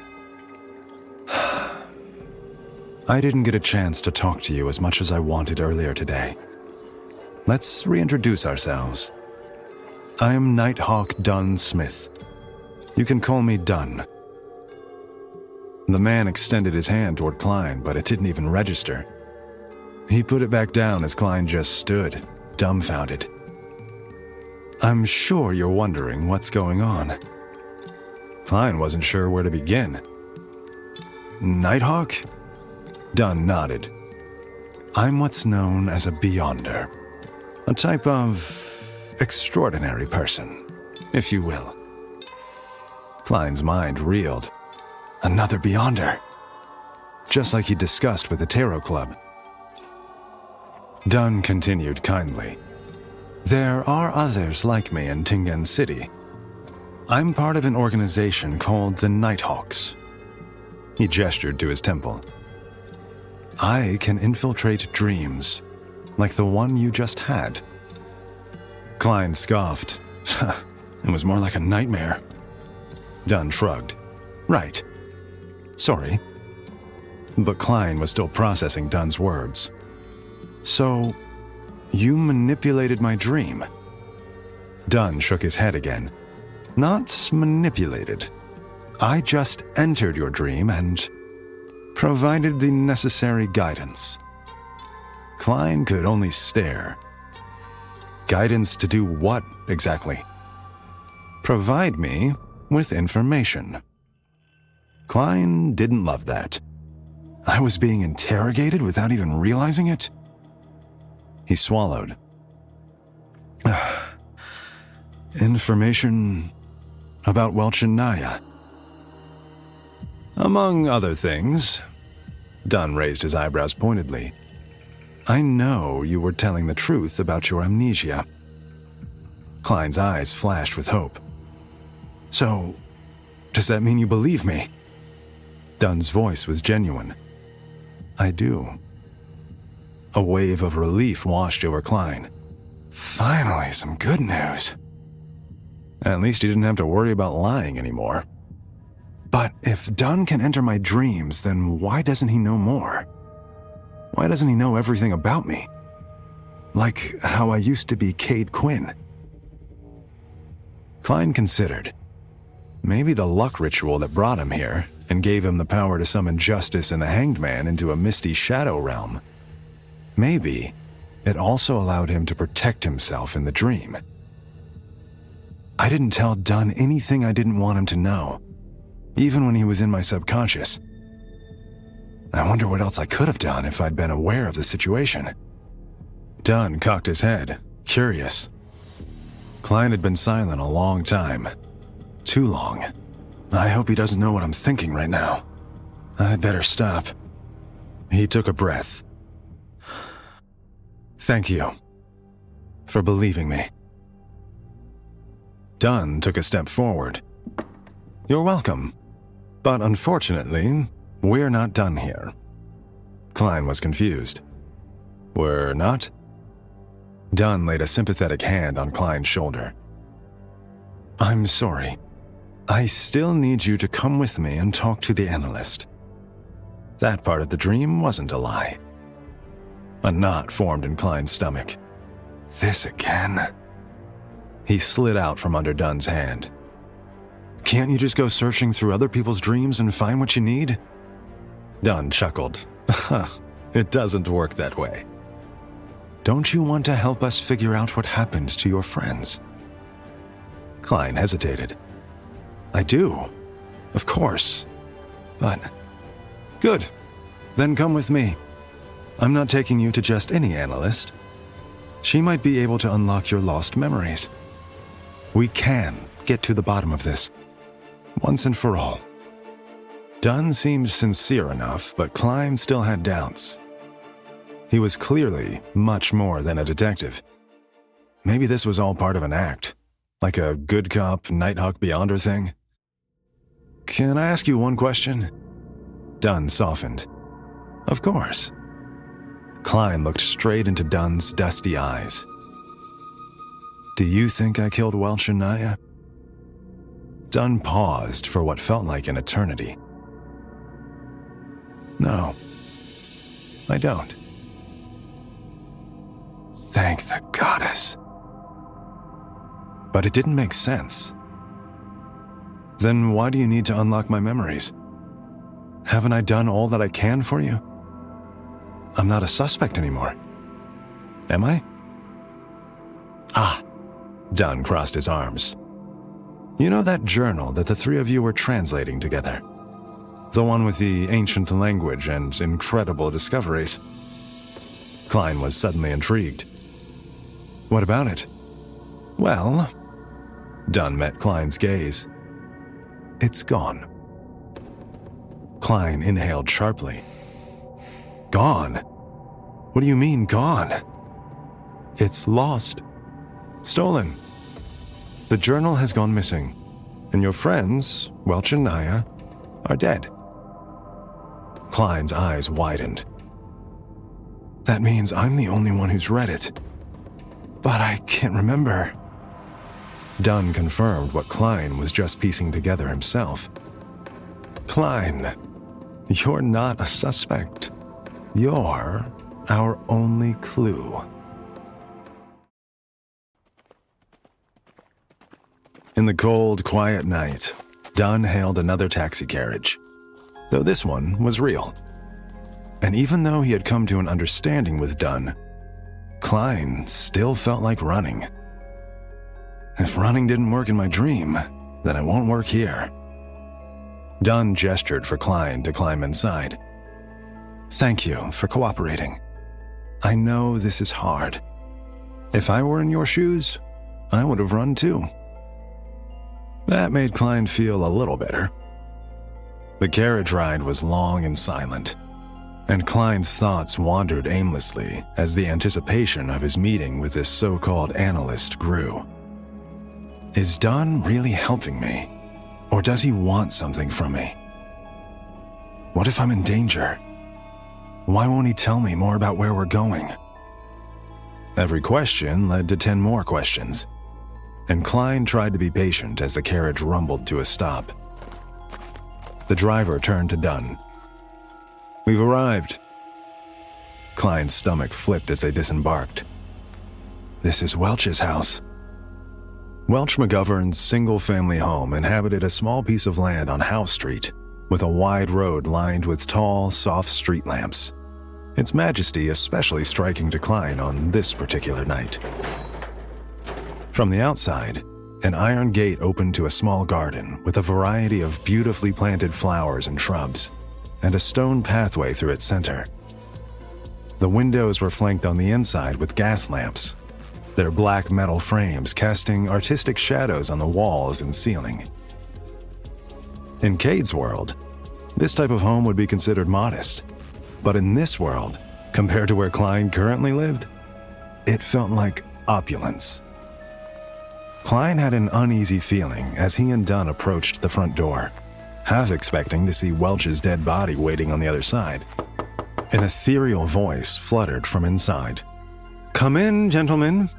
Dunn let himself in and tipped his hat to the woman sitting on the couch. Daly, it's good to see you. She wore a hooded black robe, deep blue eyeshadow, and a silver chain with a white crystal pendant wrapped around her exposed wrist. To Klein, She looked like one of those ridiculous fake TV psychics. "Hello, Dunn Smith.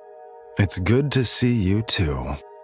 She sat on Welch's large leather sofa, and on his marble coffee table, a single candle burned with a blue flame, bathing the room in a strange glow. Dunn motioned for Klein to move in closer. "Daly, this is Klein Moretti. See if you can get anything from him." Klein blinked. So much for pleasantries. But Daly met Klein's gaze and gently patted the couch with her hand.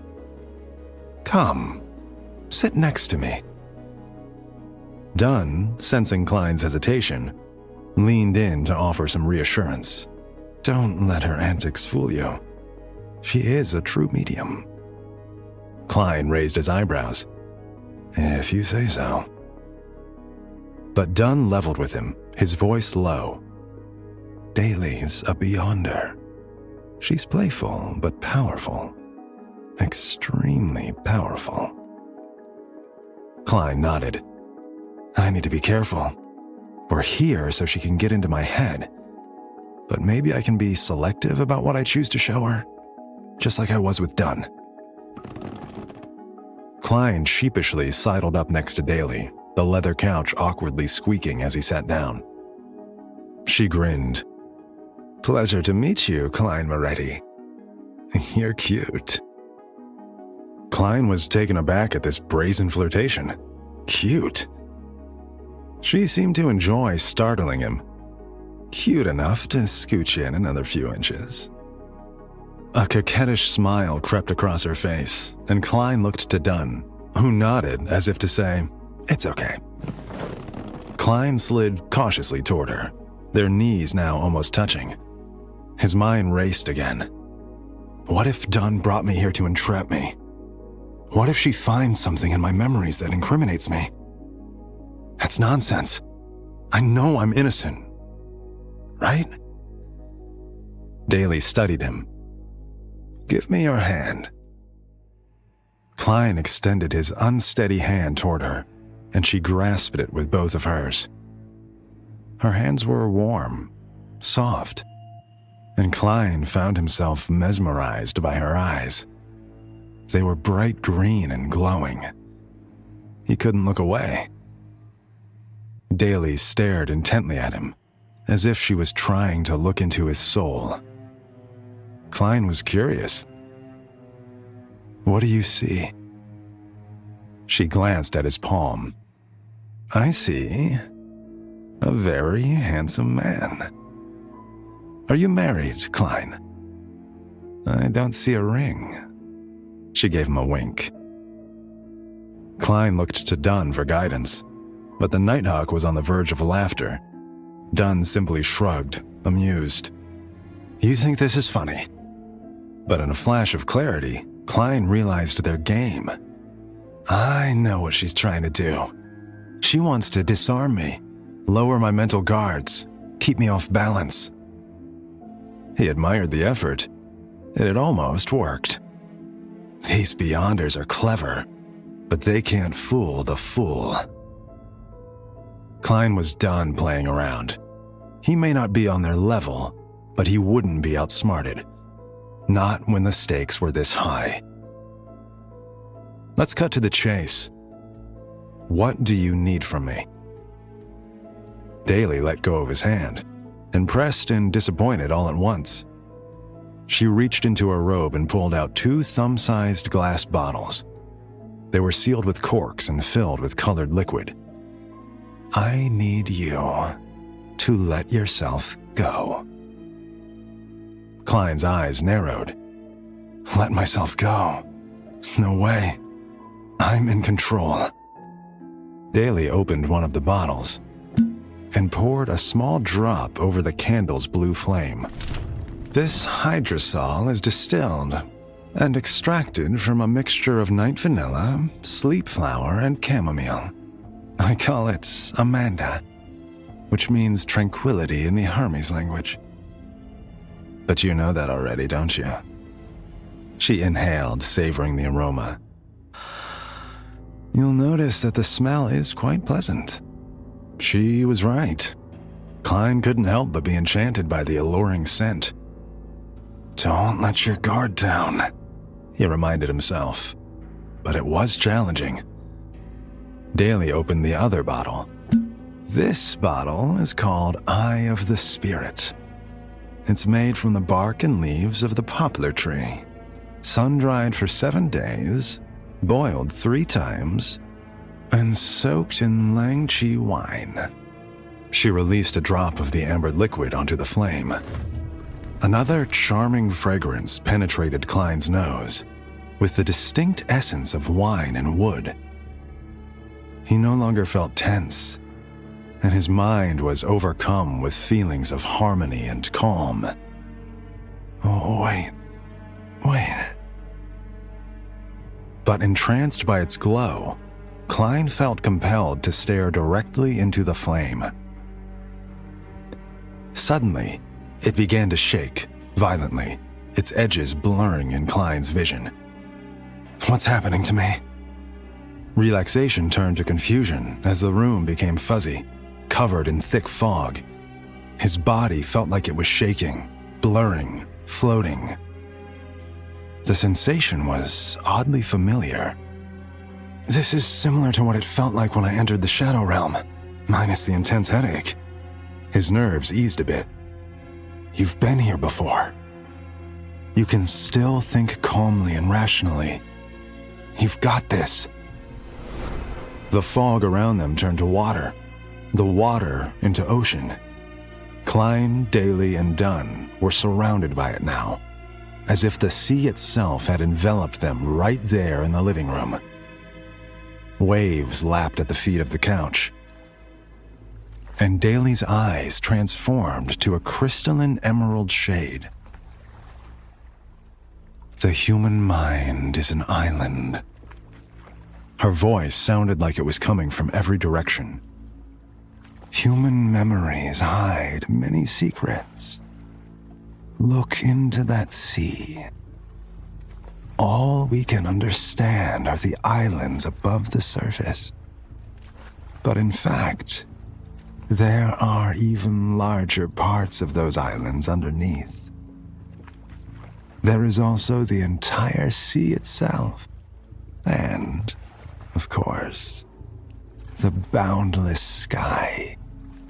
Klein wasn't sure if he was the one in control of his mind at the moment, but he thought he understood her. The island is your conscious mind, but you know the entire sea. Show me what is below, Klein Moretti. Klein looked into the vast ocean that swirled around them. I can't remember. She gave him a that echoed all around them. Yes, you can. Show me. The sea rushed at them, turning violent, and all Klein could do was blink. In a flash, the entire sea rose from the ground and flooded back into his mind. And Klein gasped awake, his breathing short and heavy as he regained full consciousness. The room was back to normal. The lights, the shadows, and that fucking blue candle. Was I asleep? Or did that just feel like a dream? Daly looked to Dunn and solemnly shook her head. I don't know what happened to him, but it's been erased from his mind. Whatever powerful entity did this, it left no trace. Klein was relieved. Once again, nothing happened that he didn't want to happen. She didn't know about his past life as Cade, or about the Tarot Club. I did it again. I protected myself. Daly rose from her seat, suddenly all business. Tell me again what killed those 2 people. Dunn sighed, disappointed. The coroner said all signs point to suicide. Daly considered. Like I said, I found no trace of spirits or magic left behind. The man is clean, as far as I can tell. I think it's over. Dunn shook Daly's hand, then waved to Klein. Come on, let's go. Klein peeled himself off the leather couch. That's it? That's it. He tipped his hat again. Thank you, Daly. She smiled warmly. Then, just for fun, she shot one more flirtatious wink at Klein. Come back anytime. Klein balked. I'll pass. One trip to an imaginary mind island is enough for me. Outside, the sun was beginning to rise. Klein was exhausted from their harrowing night, and he turned to face Dunn, fear rising within him. Is something bad going to happen to me? Dunn waved him off. You'll probably be fine. Probably? Klein wasn't satisfied with that at all. I need more than a maybe you won't die here, Dunn. Can't you protect me? Look, I'm a cop, not a bodyguard. Dunn raised his hand and flagged down a passing taxi carriage. He climbed into the back seat and Klein followed, frustrated. Seriously? Well, Dunn kept his tone casual, light. There is one thing. Klein was desperate for anything. Dunn smirked.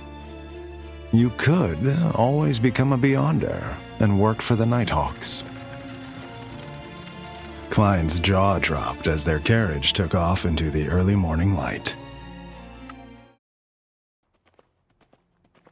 Klein sat in the carriage, his heart in his throat, 1,000 questions swirling in his mind. Did Dunn seriously just offer me Beyonder powers? And a job? Dunn laughed at Klein's bewilderment. You okay? Klein could only stare. Huh? He was so deep in his own head he'd almost forgotten that Dunn was there. Yeah, I just didn't know becoming a Nighthawk was even an option. Dunn smiled warmly. Well, it usually isn't. But you find yourself in a unique position. But that only created more questions for Klein. How? I don't even know what the Nighthawks are, really. Dunn leaned back in his seat and glanced outside. Yeah, I suppose we've got some time. He propped his elbow out the window, getting comfortable.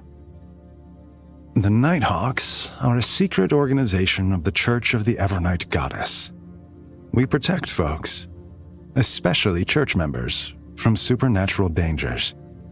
Kind of like cops, but hopefully with less corruption, and definitely with more magic. Klein blinked.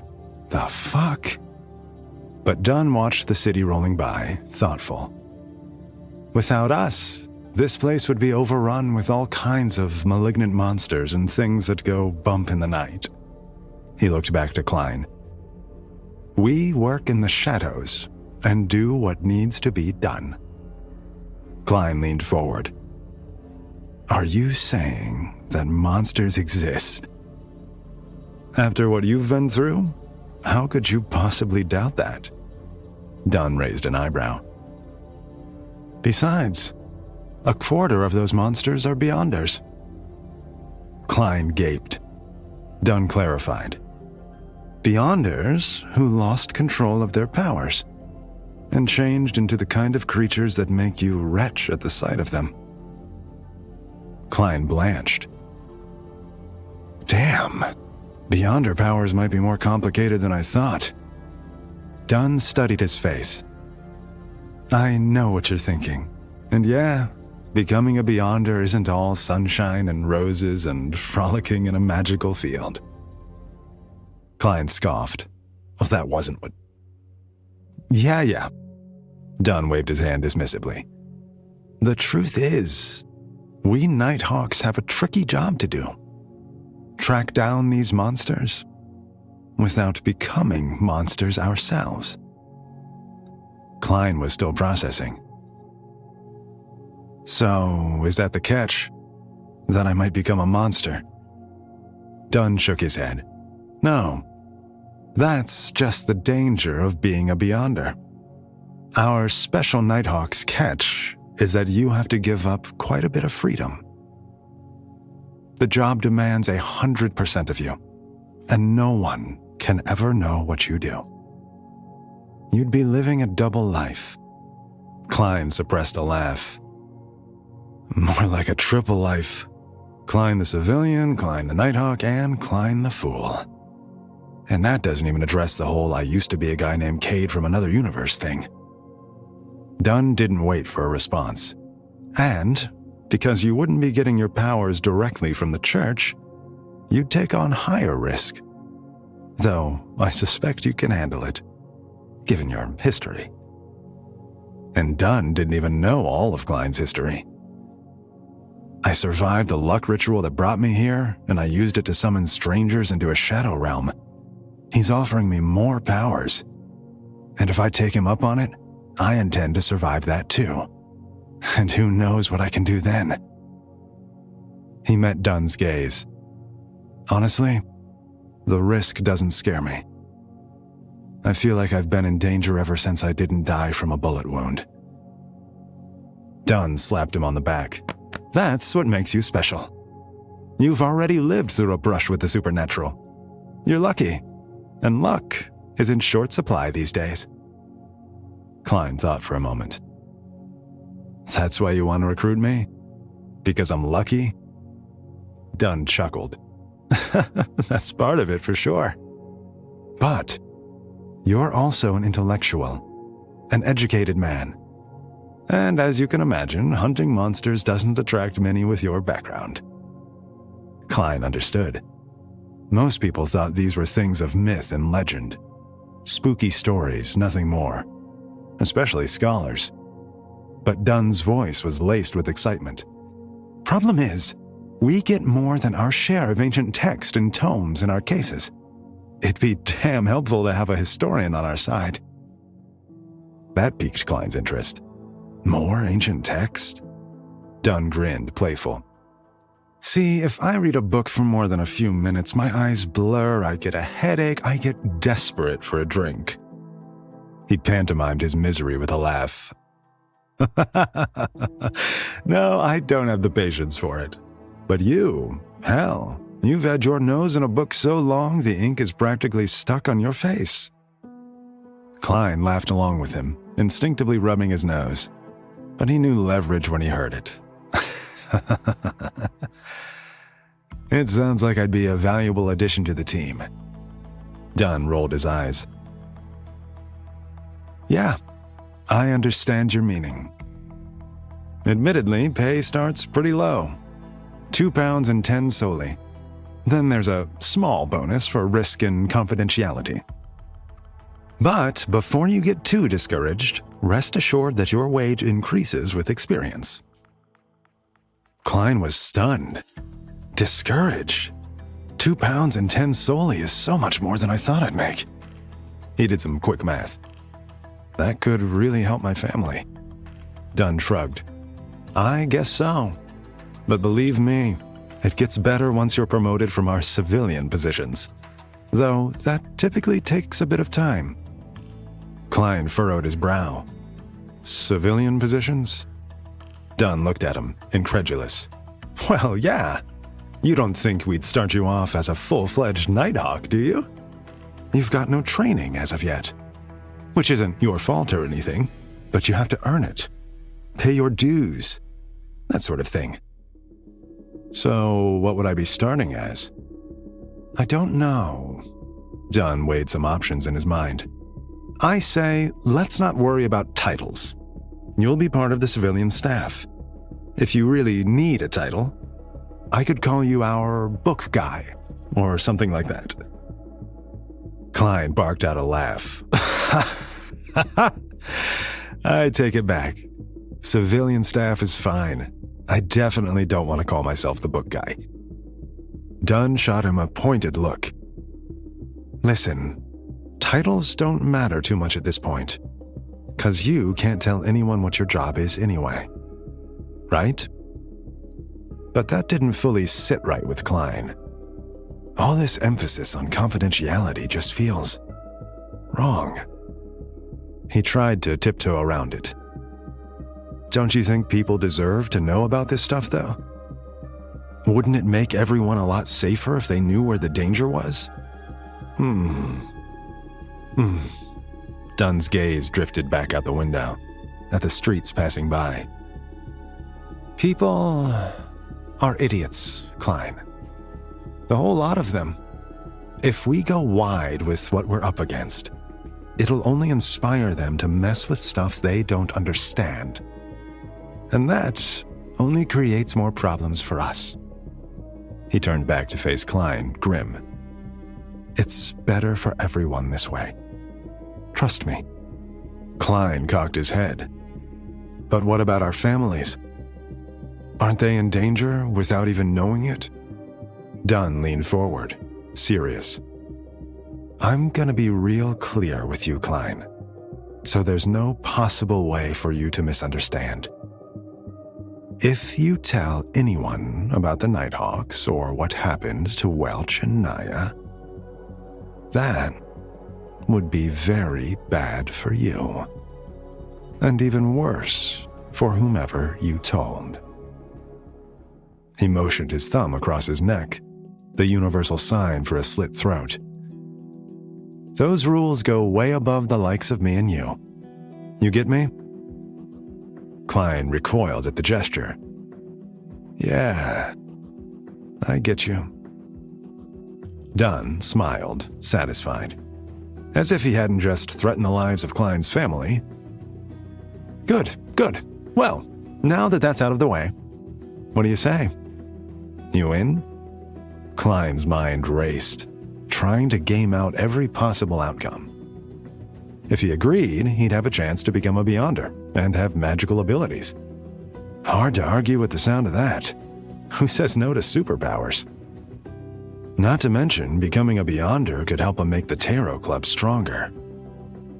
Plus, working with the Nighthawks would give him the ability to clean up any messes the Tarot Club made. And from the inside. I don't even know what messes we might make. But an insurance policy is an insurance policy. On the other hand, there was a very good chance he would die. That said, he might die of starvation if he didn't find work. And this paid way more than the boring teaching job at Tingen University. But was that enough to make him risk everything? And what about his family, and keeping secrets, and giving up his freedom? Overwhelmed, Klein cleared his throat. Can I think about it? Dunn rested a hand on Klein's shoulder. I'd think less of you if you didn't. The carriage halted with a jerk. Klein peeked out the window to see that they were at his apartment. How will I find you, to give you my answer? Klein opened the carriage door. Tell you what, you don't want in, just go about your day and I'll get the message. But if you want to get your hands dirty, go to the Hound Tavern and find a man named Wright. Ask him about an assassin. Klein stepped out from the carriage, trying to keep the instructions straight. Hound Tavern, find Wright, ask him about a what? He called after Dunn. Oh, wait, assassin? Dunn grinned as he shut the carriage door. Sweet dreams. Klein watched, dumbfounded, as the carriage peeled away and he was left alone. What the hell have I gotten myself into? As Klein watched the carriage drive off, the cool breeze sent a chill up his back, and he realized he was drenched in sweat. This has been a long day. I genuinely don't think I can take much more. Too many secrets and lies and... Is it socially unacceptable to sleep on the stairs? He managed to crawl up the steps in his building, despite his legs cramping with each one. As he unlocked the apartment door, all he could think about was his head hitting the pillow. But it seemed Melissa had other plans. She met him at the door, furious. Where were you? Klein was caught off guard. All he could do was blurt out a dumbfounded, what? Melissa balked. What do you mean, what, Klein? I woke up and realized you were gone, and there was no note or anything, and it freaked me out. You've never just disappeared before. Klein realized he'd left a note for Melissa in the dream version of events. not the real one. Thanks, Dunn. That's not confusing at all. He sighed, racking his brain for a cover story. I'm sorry, Melissa. I couldn't sleep, so I went for a run. She looked him up and down. You went for a run in your pajamas. Well, shit. I forgot about that. He shrugged, sheepish. Should I have run in my suit instead? Melissa rolled her eyes. You're so weird. She rummaged in her backpack.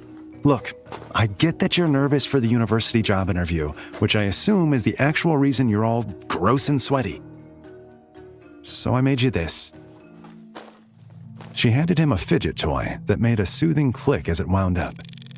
He rolled it around in his hand, and she explained, It'll give your anxious energy an outlet. Klein was amazed. Not only was it an incredibly sweet gesture, but it was a pretty neat little mechanical device. He held out his arms for a hug, but Melissa took a step back. Yeah, no. You're not about to get your sweat all over me. Klein laughed. Fair enough. He bumped her lightly on the shoulder. Thank you. He wrestled with himself internally as she retreated into her room. Should I tell her I got another job offer? It pays more, which should be exciting news. But I can't tell her what it even is. Dunn was pretty fucking intense about the secrecy stuff. I'll come up with a way to tell her something. But only if I decide to accept the job. He headed into his own room, eager to finally get some rest. He wound the little fidget toy over and over again as he weighed the pros and cons. Hours passed as he looped around and around in his mind. Is it risky to operate right under the noses of so many powerful Beyonders, while I've got all these secrets? Or does it give me cover if they trust me? It's not just the fact that I used to be Cade, and I came from another world, but now I've got the Tarot Club to think about too. Then again, becoming a sanctioned Beyonder would give the Tarot Club more firepower. Plus, I could easily cover our tracks, if we ever needed it. He felt the Tarot Club gave him a massive advantage in life, even if he hadn't figured out exactly how to leverage it yet. He could use his connections there, and the secrecy behind them, to help his family, to improve their station. It was so hard to climb out of poverty in the low-end kingdom, and now he had access to a noblewoman in Justice and a pirate in the Hanged Man. He imagined they each had money, and the ability to pull strings in their unique circles. And the Nighthawks would give him a unique circle of his own, an inner channel of knowledge and politics, introductions to powerful people, as well as powerful artifacts.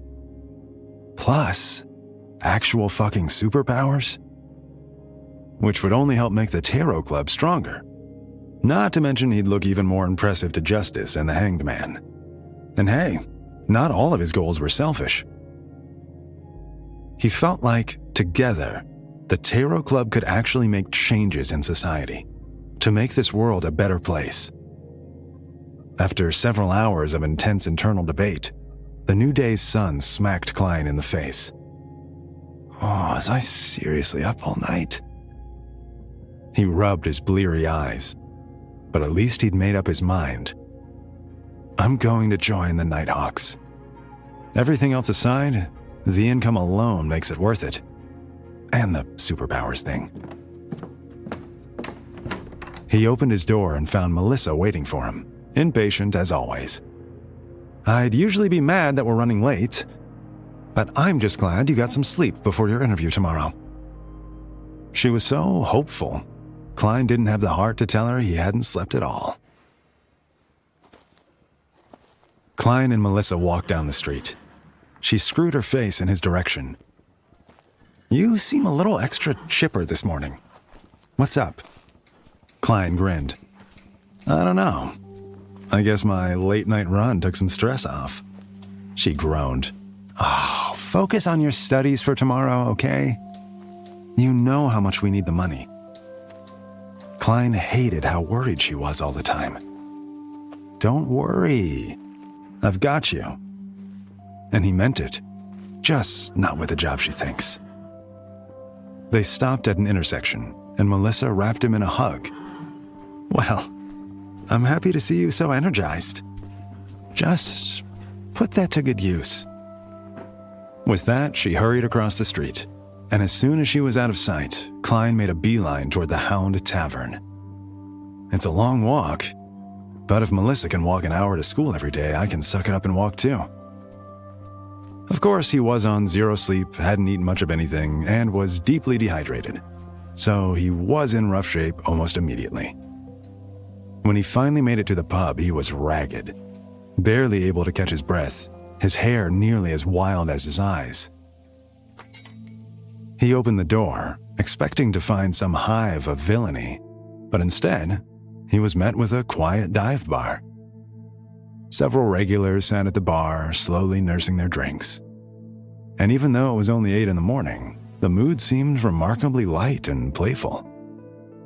Klein approached the bartender, who watched him with a vaguely disinterested energy. I'm here to see a man named Wright. The bartender whistled and waved over an older man at the other end of the bar.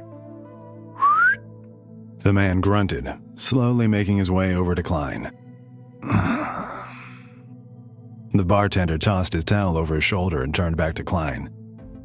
You gonna want a drink? Klein was parched as all hell. He felt around in his pockets, hoping to find some errant money that he knew wasn't there, before giving up. No thanks. The bartender scowled. Had a feeling. He went back to his boredom on this slow morning. When the old man finally reached Klein, he raised a kind eyebrow. Do I know you? Klein took a breath. Are you right?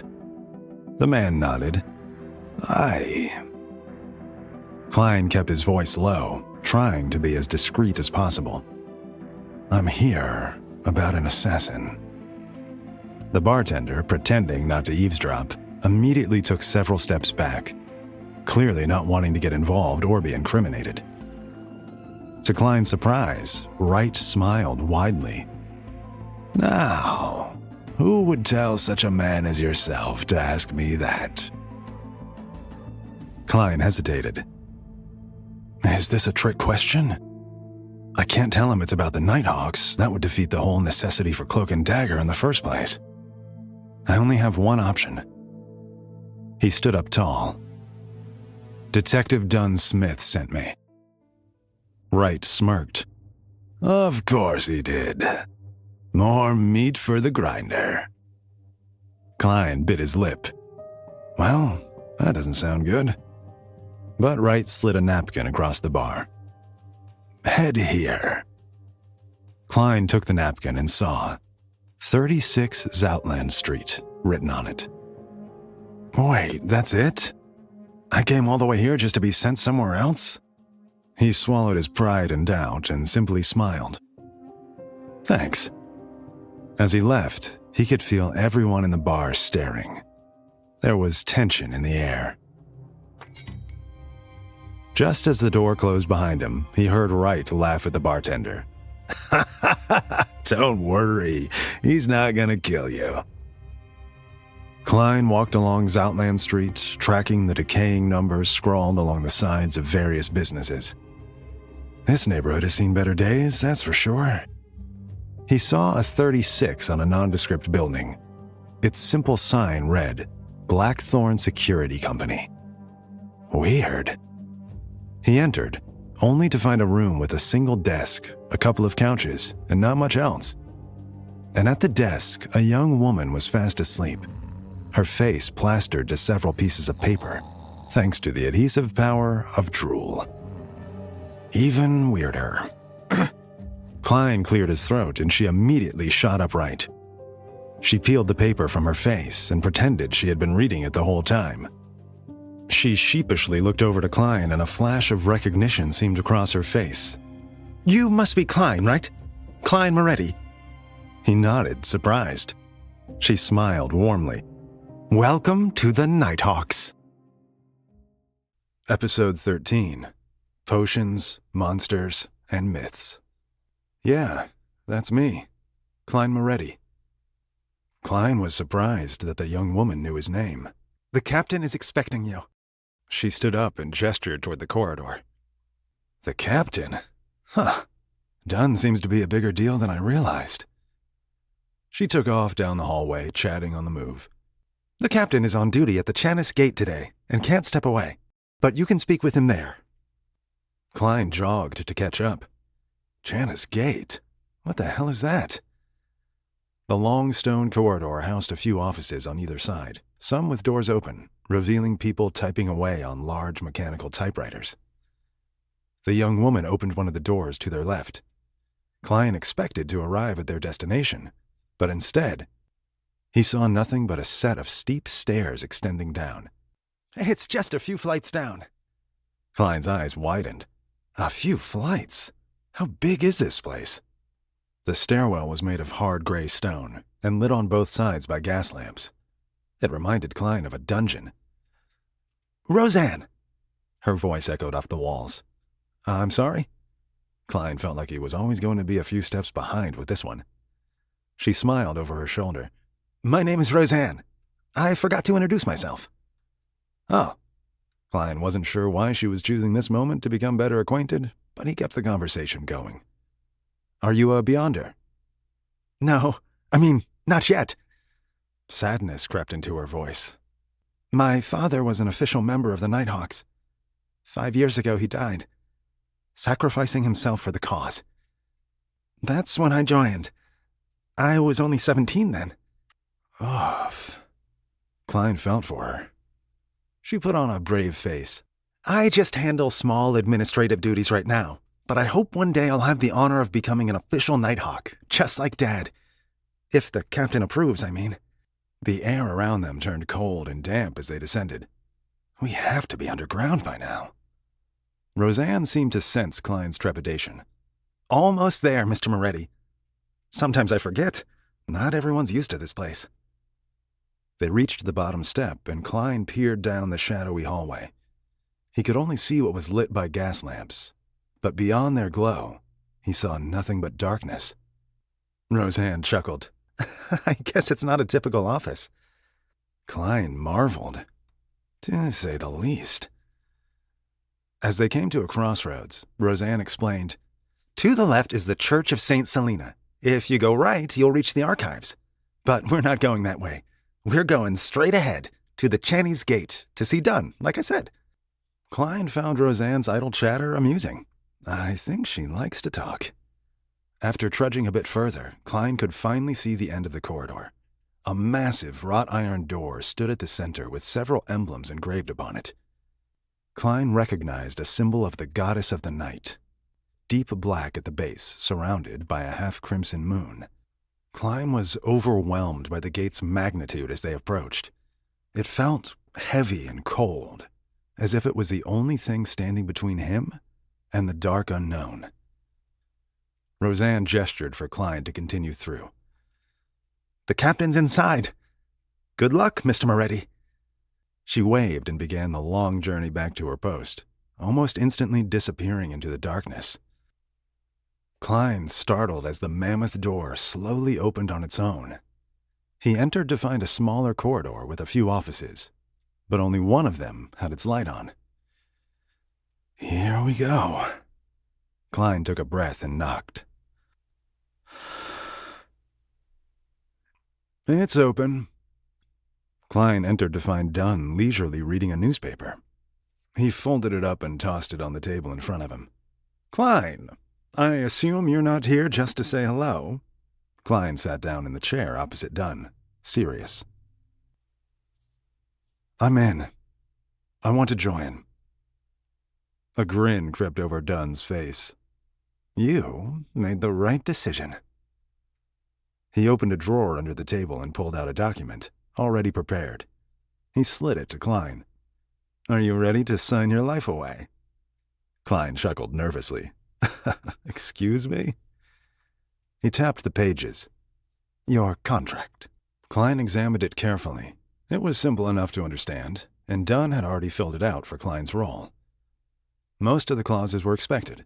5-year contract, a weekly salary of £2.10 solely, but it focused mainly on the confidentiality clause, with serious consequences for those who didn't keep quiet. Trials and punishments. The image of Dunn dragging his thumb across his neck flashed in Klein's mind. Dunn cocked his head. Everything all right? Klein kept his eyes on the paper. Yes, fine. Then sign it. Dunn slid a pen across the table. Klein hesitated. Damn, this is all happening so fast. But he had already made his decision. This is what he wanted. He signed his name. Dunn leaped to his feet in excitement. Welcome to the department, Klein. Klein stood too, following his lead. Thank you, Captain. Dunn nodded. I like the sound of that. Klein felt a wave of relief wash over him. I have a job. It's real. Dunn clapped his hands together. So, any questions? About 1 million. Klein didn't know where to start. Dunn laughed. Ask away. Blackthorn Security Company. Is that some sort of front? Dunn pulled another piece of paper from his drawer and placed it on the table in front of Klein, who read it aloud. Ahawa County Police Department of the Kingdom of Lowen, Special Operations Department. Dunn shrugged. We have several aliases under which we operate. Blackthorn is one of them. This is another. Klein thought about their first meeting. So that's how you showed up to my place as a police officer. Exactly. Dunn returned the document to its home. Klein considered. What if someone tries to hire Blackthorn for security? If we have an agent available, we take the job and get the department some extra cash. But we mostly focus on our real purpose, protecting Tingen City from supernatural threats. Okay. Klein tried to wrap his head around it. So then, how many Nighthawks are there in Tingen City? Including me, you, and the civilian staff? Dunn counted on his fingers. 6. There aren't many supernatural events here, and there are even fewer extraordinary people. Klein's eyes widened. That's exclusive. Dunn looked proud. Yes, it is. Ambition flashed in Klein's eyes.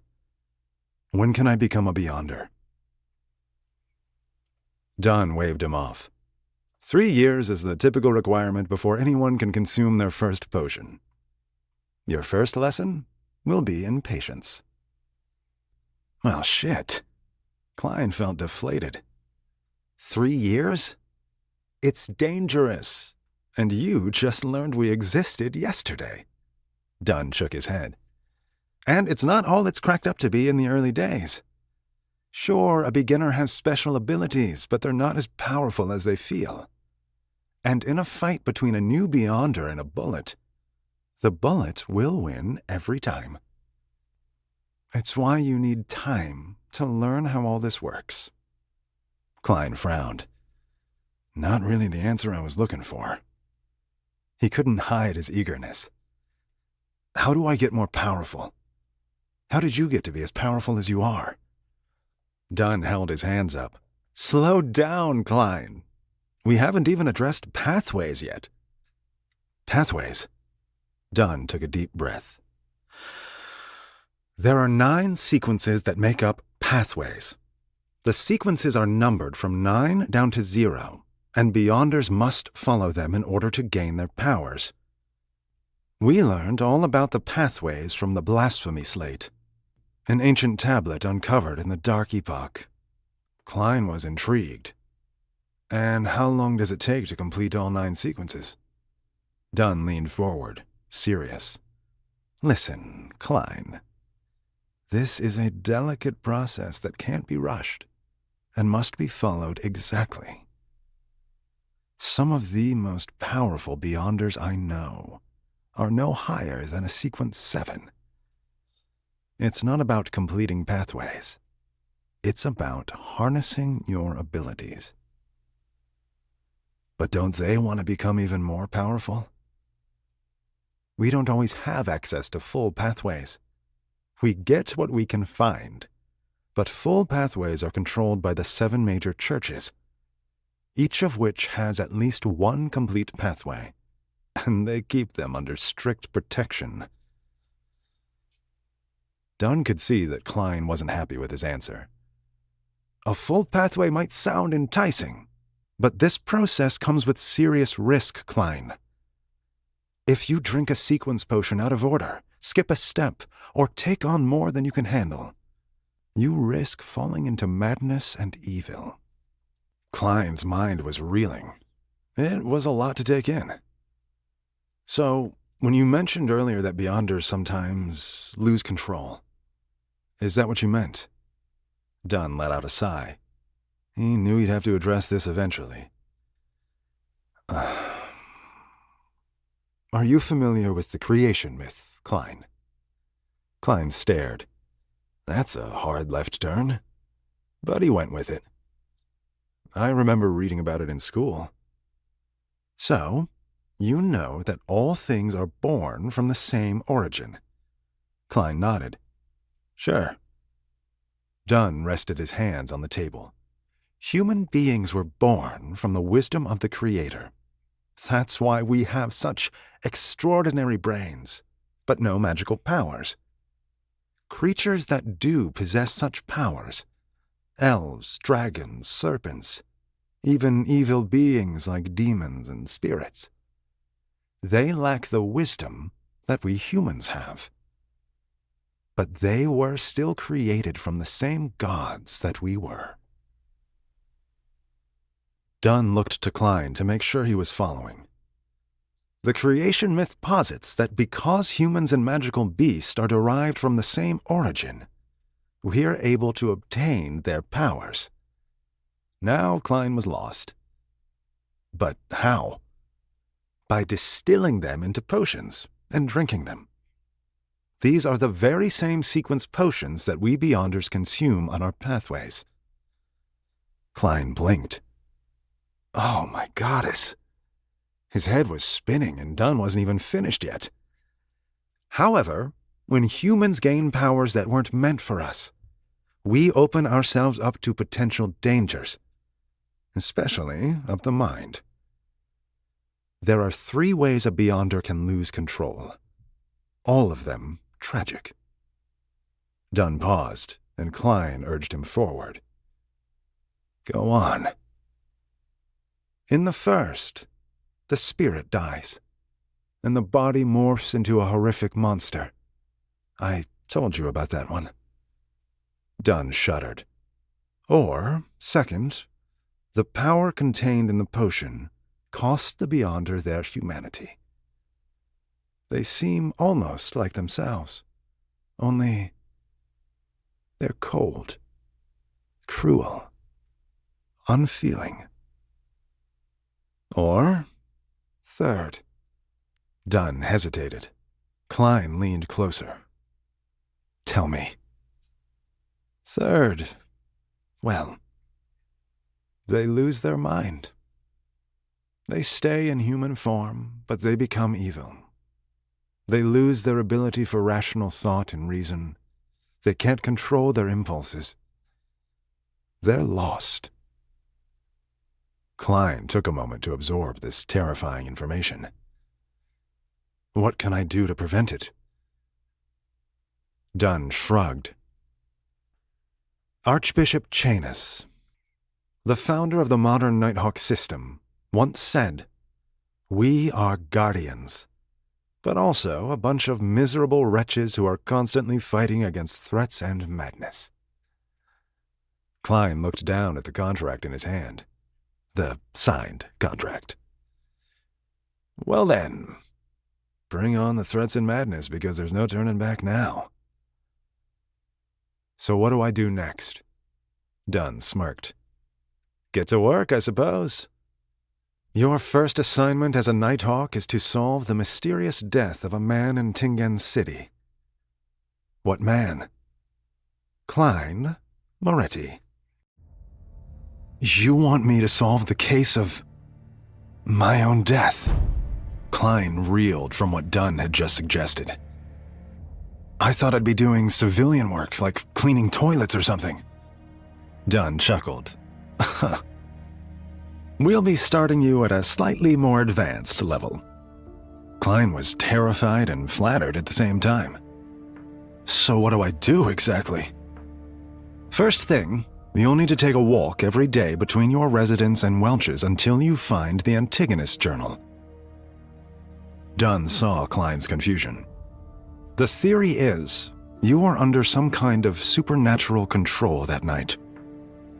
We suspect you took the journal with you from Welch's house and hid it somewhere on your way home, so there was no evidence with you when you committed suicide. Klein's brow furrowed. Sure, that makes sense, except I don't remember it. Dunn nodded. That's what the walks are for. They could trigger the return of your memories. Pay attention to any unusual sensations. Déjà vu, for example. Or a strange pull towards a place you've never been. Things like that. Klein considered. But didn't the medium, Daly, say there were no traces of anything from that night? She couldn't find anything. Dunn shrugged. Just because they haven't been found doesn't mean they don't exist. The human brain is unpredictable. And you are an extraordinary person, Klein. He appreciated Dunn's confidence in him. I hope you're right. Dunn leaned back in his chair. If you can find that journal, it'll go a long way toward your approval of becoming a Beyonder. This was the first thing that stirred some motivation in Klein. I'm on it. Good. The second order of business is to spend time in the archives here and familiarize yourself with our ancient literature. Artifacts, all of the documents we've been housing there for safekeeping.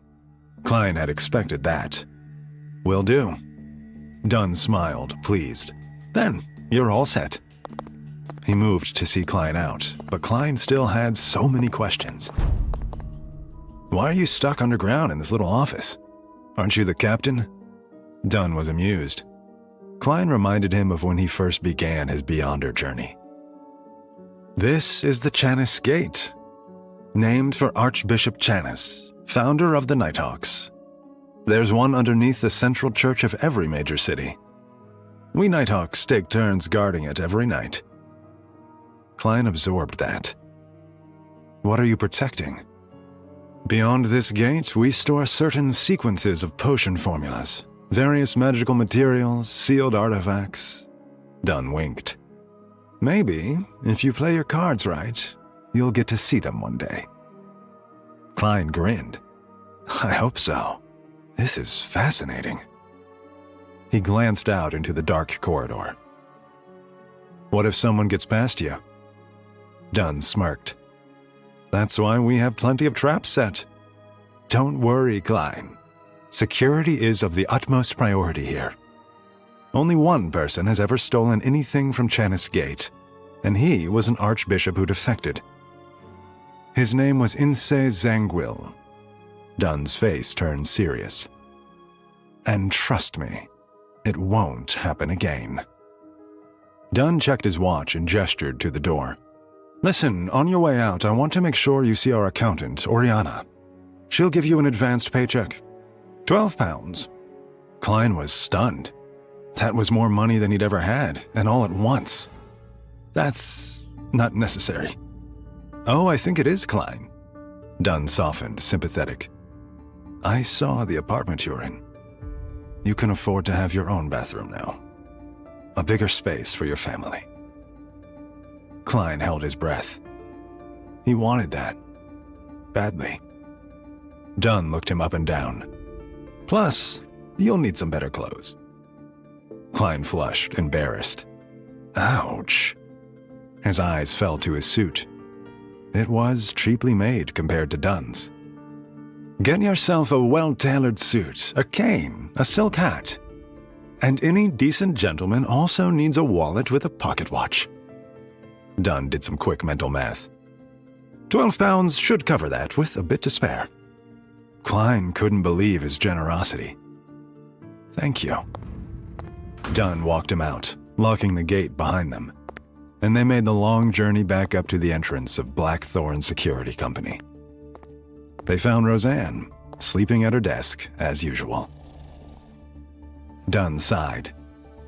I hope we didn't disturb your nap. Roseanne lurched awake in her chair. Klein stifled a laugh. Would you please take Mr. Moretti to Oriana's office to collect his paycheck? And after that, please take him to see Old Neil. Klein raised an eyebrow. Old Neil? It's a nickname. He's a retired Nighthawk who still does some administrative tasks for us. He'll get you started with what you need from the archives. Dunn turned to leave, then stopped himself. One more thing. He pulled a small, folded piece of paper from his breast pocket. When you see Old Neil, give him this. You need access to the shooting range so you can learn how to use Welch's gun. Klein was surprised. I do? Definitely. You have to know how to protect yourself. And it'd be a waste of a nice revolver otherwise. Dunn glanced to the hallway behind them. And, you should probably catch up to Roseanne. Shit! Roseanne had left without him. Klein shot Dunn an exasperated smile and hustled after her. Roseanne started chatting as soon as he reached her. Oriana is wonderful. You'll get along well with her. Her father's a watchmaker, beautiful craftsmanship. Do you own a watch, Mr. Moretti? Klein didn't have time to answer before she opened the door to an office and cheerfully held the door for Klein. Hi, Oriana. This is Mr. Klein Moretti. Klein guessed that Oriana was young, maybe early 30s. She was fashionable, and her eyes brightened at the introduction. Welcome. She held out a payment slip to Klein. Sign this for me?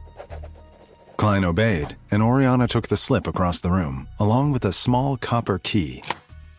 She spoke to him over her shoulder as she opened the large safe that sat in the corner. I know a little bit about what you're going through. The captain informed me. Is it true that you're here because you were involved in some kind of evil incident? Klein was startled by her bluntness. I guess that's true, yes. She took out a few bills and coins and locked the safe. She gathered the money into an envelope. I'm so sorry. And I'm here if you ever need to talk. I went through something similar myself, so I know how you're feeling. Klein's eyes widened. You did? Oriana met his gaze. Do you remember, about 15 years ago, there was a serial killer terrorizing Tingen City? Klein scanned his memory. I do remember that. The Bloody Butcher, they called him. My mother used to tell us about him to scare me and my sister. You weren't. I was. Oriana handed Klein the envelope of cash. If the Nighthawks hadn't arrived in time, I would have been his 6th victim. Klein was both horrified and amazed. The Nighthawks saved you.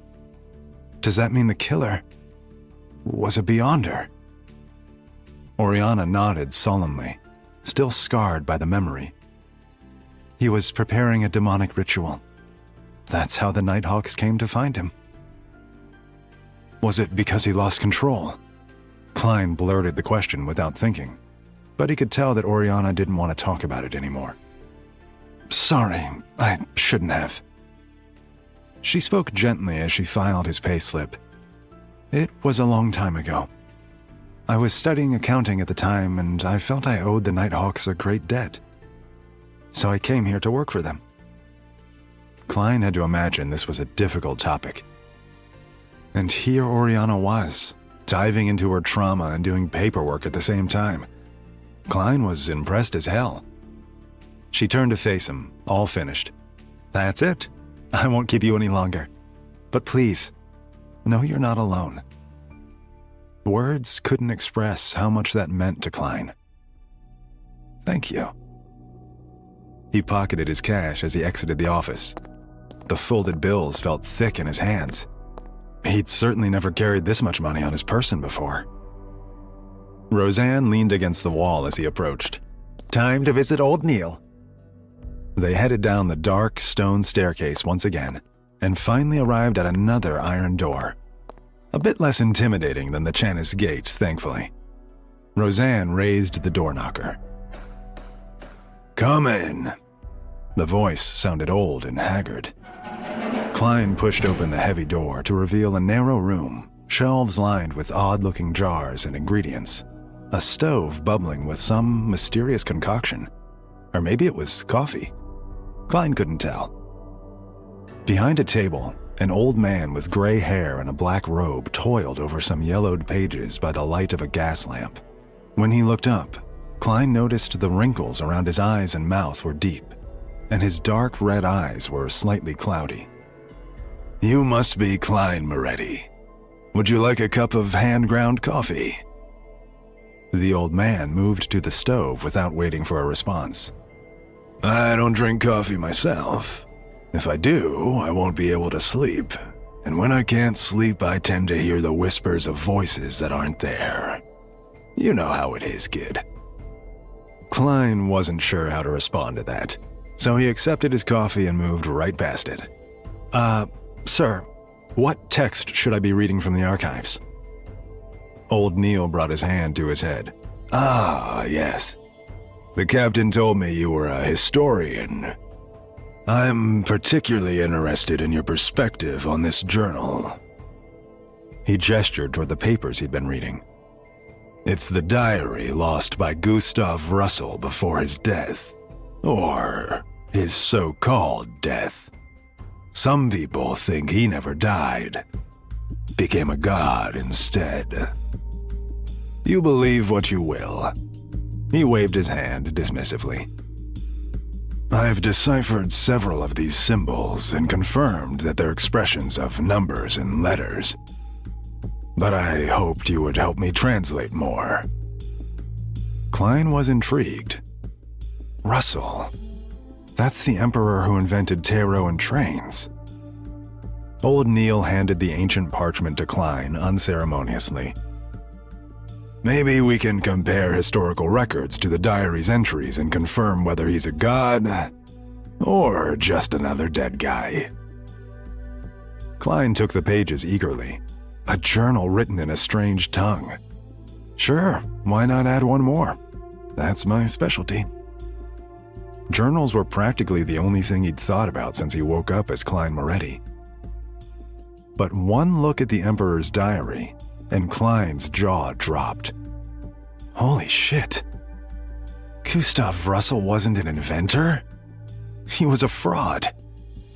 Klein stared at the pages in absolute fucking amazement. Russell came here from my old world, from Cade's world, and brought that knowledge with him. He revolutionized this place because he was like me. And I'm the only person here who knows it. Because I can read this. This isn't a strange tongue. This journal is written in English.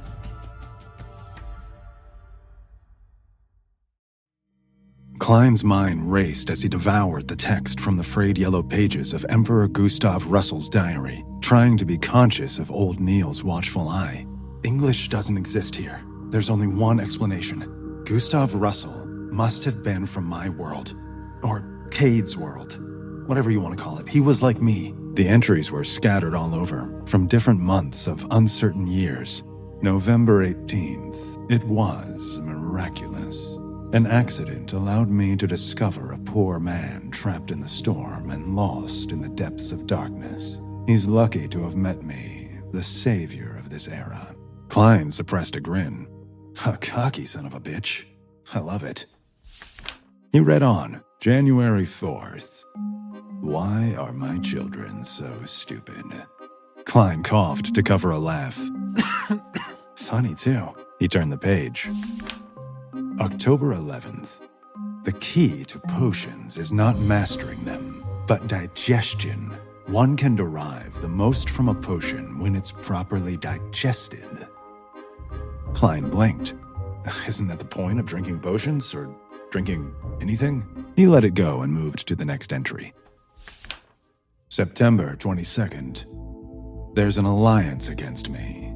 From Feysac in the north, Loen in the east, and Fenapata in the south. My enemies have banded together, but I am not afraid. Have they forgotten who I am? October 3rd. I chose my pathway too quickly. In hindsight, I should have chosen the seer, or the apprentice, or marauder, but there's no going back now. Klein read a few more entries and found nothing of substance in the few pages he had, but it was still enough to thrill him. If he's truly like me, if we're on similar journeys, I'm positive I can unlock the secrets of Beyonder powers. If only there was more I could read. Old Neil grunted, seeing that Klein had reached the end. Did you solve the whole thing already? Klein ignored the question. Where's the rest of this journal? Old Neil shrugged. It's unfortunate, but there are very few artifacts left from Emperor Russell. If any more still exist, the churches keep them under lock and key. Klein thought carefully. I can't tell anyone I come from a different universe. It opens up too many questions and puts me in danger. Besides, I don't want to lose the advantage of being the only one who can read Russell's writing. Klein cleared his throat. Well, I hope to be the first to decipher them. Old Neil laughed. You do that, kid. An awkward silence filled the air, but thankfully, Klein remembered the note that Dunn had given him. He handed it to Neil. From the captain. Neil grabbed the paper with his shaky hands and examined it quite close to his face. He looked at Klein skeptically. You? A gun? Klein flushed. Why not? Neil sighed. What type of bullets do you need? Pistol? Rifle? Revolver? Neil walked to the other end of the room without another word, opening another large iron door that somehow Klein hadn't noticed until now. Klein waited patiently as Neil clumsily rummaged through the closet, finally emerging with arms full of, arms. He stumbled toward Klein and dumped everything onto the table. You'll need a holster. A Nighthawk carries his gun on his side, so it's easily accessible. Neil slid the holster across to Klein, then moved on to a box. 30 rounds of bullets. Use those for target practice. Then, he slid a smaller box across the table. 10 rounds of demon hunting bullets. For any supernatural threats you may face out in the world. Klein swallowed. Sounds scary. Neil handed Klein the last item in the pile. Finally, your badge for the Special Operations Department. Klein picked up the police badge and examined it. Strange. I look like a real cop. Neil gestured to the leather holster. Let's see if it fits. Klein put his arms through the leather straps and Neil fastened it behind him, making sure the cowhide gun pouch was situated firmly under his arm. Good. You look the part, at least. Klein gave Neil a gracious nod as he tucked his badge away and pocketed the boxes of bullets. What a day. Klein walked down the street, drained. He stuck his hands in his pockets and felt the wad of cash he'd just been given. 12 pounds is a lot of money to carry around. He felt anxious all of a sudden. The stagecoach won't have change for bills this big. Neither will any of the markets. Shit, it's gonna look suspicious if I try to spend them. He was about to run home and stash all of it under his mattress when he remembered that Dunn had explicitly told him to buy new clothes. And up ahead, he saw a sign that read, Welker Clothing Shop. That'll work. They're used to rich people and large bills. Klein nervously entered the store and surveyed the layout. The walls were lined with rows of coats, shirts, trousers, vests, and ties. And there was a large glass case housing shiny leather shoes and boots. A harsh voice with a posh accent startled him. Are you going to buy anything? Klein turned to see a small man leering at him. Or are you just going to stand there and stare? And he wasn't alone in his attitude. The other employees, and even some patrons, stared at Klein with disdain. Do you automatically become an asshole when you have money, or is it learned behavior? Feeling more out of place than ever, Klein looked around in a panic, and a row of canes on display caught his eye. Cane. I came in here for a cane. The employee cocked an eyebrow and led Klein to the display. He watched as Klein perused, probably making sure he didn't try to steal anything. Klein picked out a wooden cane with silver accents. He liked the look of it. It was classy, not too ostentatious. How much for this one? The man sneered. £5, if you can afford it. Klein smirked, reaching into his pocket and pulling out a crisp note. The snide employee snatched the bill from his hand. No choice but to sell Klein the cane. Klein exited the shop with pride, having made his first big purchase, maybe ever. He tapped the cane on the ground as he walked, the silver accents glinting in the sun, the smooth wood gliding along his palm. That felt good. Klein couldn't wait to see Melissa and tell her the excellent news. But first thing upon arriving home, he opened the oven to find Welch's revolver, placing it in his brand new holster. He was just in time, too, as Melissa emerged from the bedroom. What was all that tapping I heard? Klein proudly held up his new cane for her to see. Is that silver? She was furious, but Klein beamed. I got a new job. Her eyes narrowed. But isn't your interview at the university tomorrow? Yes, but I found something different. Something better. Klein tried to sweep her up in his excitement, but she stepped back. What's the job? He thought of a lie on the way home. It's a security company that protects historical artifacts. It pays well, Melissa. We can finally move out of here and have our own bathroom. She paled. Have you lost your mind? Klein's face fell. I thought you'd be happy. Melissa frowned. I'm glad you got a new job, but we have to be realistic. We can't change our entire lifestyle just because you're making a few extra pence. Klein winced. Ow. He tried a different idea. Well, can we at least go out to dinner? Go out to dinner? She scoffed, horrified. We still have some groceries and leftovers. I'll make something. Klein felt awful. Melissa was clearly traumatized by their poverty in the past several years, and he was crushed that no one had been able to protect her. She couldn't even enjoy the slightest indulgence. I'm not hungry. Klein retreated to his bedroom, giving up on the idea of celebrating for now. The next day, Klein decided to go to Tingen University and inform them he would no longer be applying for the teaching job. Maybe it was Melissa's influence, but he chose to walk rather than take a taxi. At least I have my nice new cane. He entered the small brick administrative building of the university and headed straight to the office where his interview was supposed to be. Come in, a familiar man's voice sounded through the door. Klein entered to find the university's dean at his desk. He held up a hand to Klein. We're not starting interviews for another hour. Dean Stone, good to see you. I'm early because I wanted to tell you that I've found another job and won't be taking the interview today. He smiled apologetically. But thank you for the opportunity. The dean relaxed. I see. I appreciate you coming all the way down here to let us know. A voice from outside the room wafted in, interrupting. Is that Klein Moretti? Klein turned to greet his mentors, Quentin Cohen and Arthur Azik, two history professors at the university. They were feisty old men with silver hair, wrinkled and bearded and full of life. Klein was genuinely happy to see them. Professors! They embraced cordially. Azik's eyes widened in alarm. We're not interrupting your interview, are we? Klein shook his head. I found another job. A security company that collects and protects antiquities. Cohen smiled. Well, congratulations. That sounds wonderful. But his smile faded. I presume you heard what happened to Welch and Naya. I read it in the newspaper that it was a burglary gone wrong. Klein hadn't realized that the news had hit the papers. A burglary? But it dawned on him. It's a cover-up. He lowered his gaze. Yes, it's awful. But Klein realized, now that their deaths were public, his mentors could potentially help him. Before they passed, we were working on translating an ancient text, a journal from the Antigonus family. Cohen gasped. Antigonus?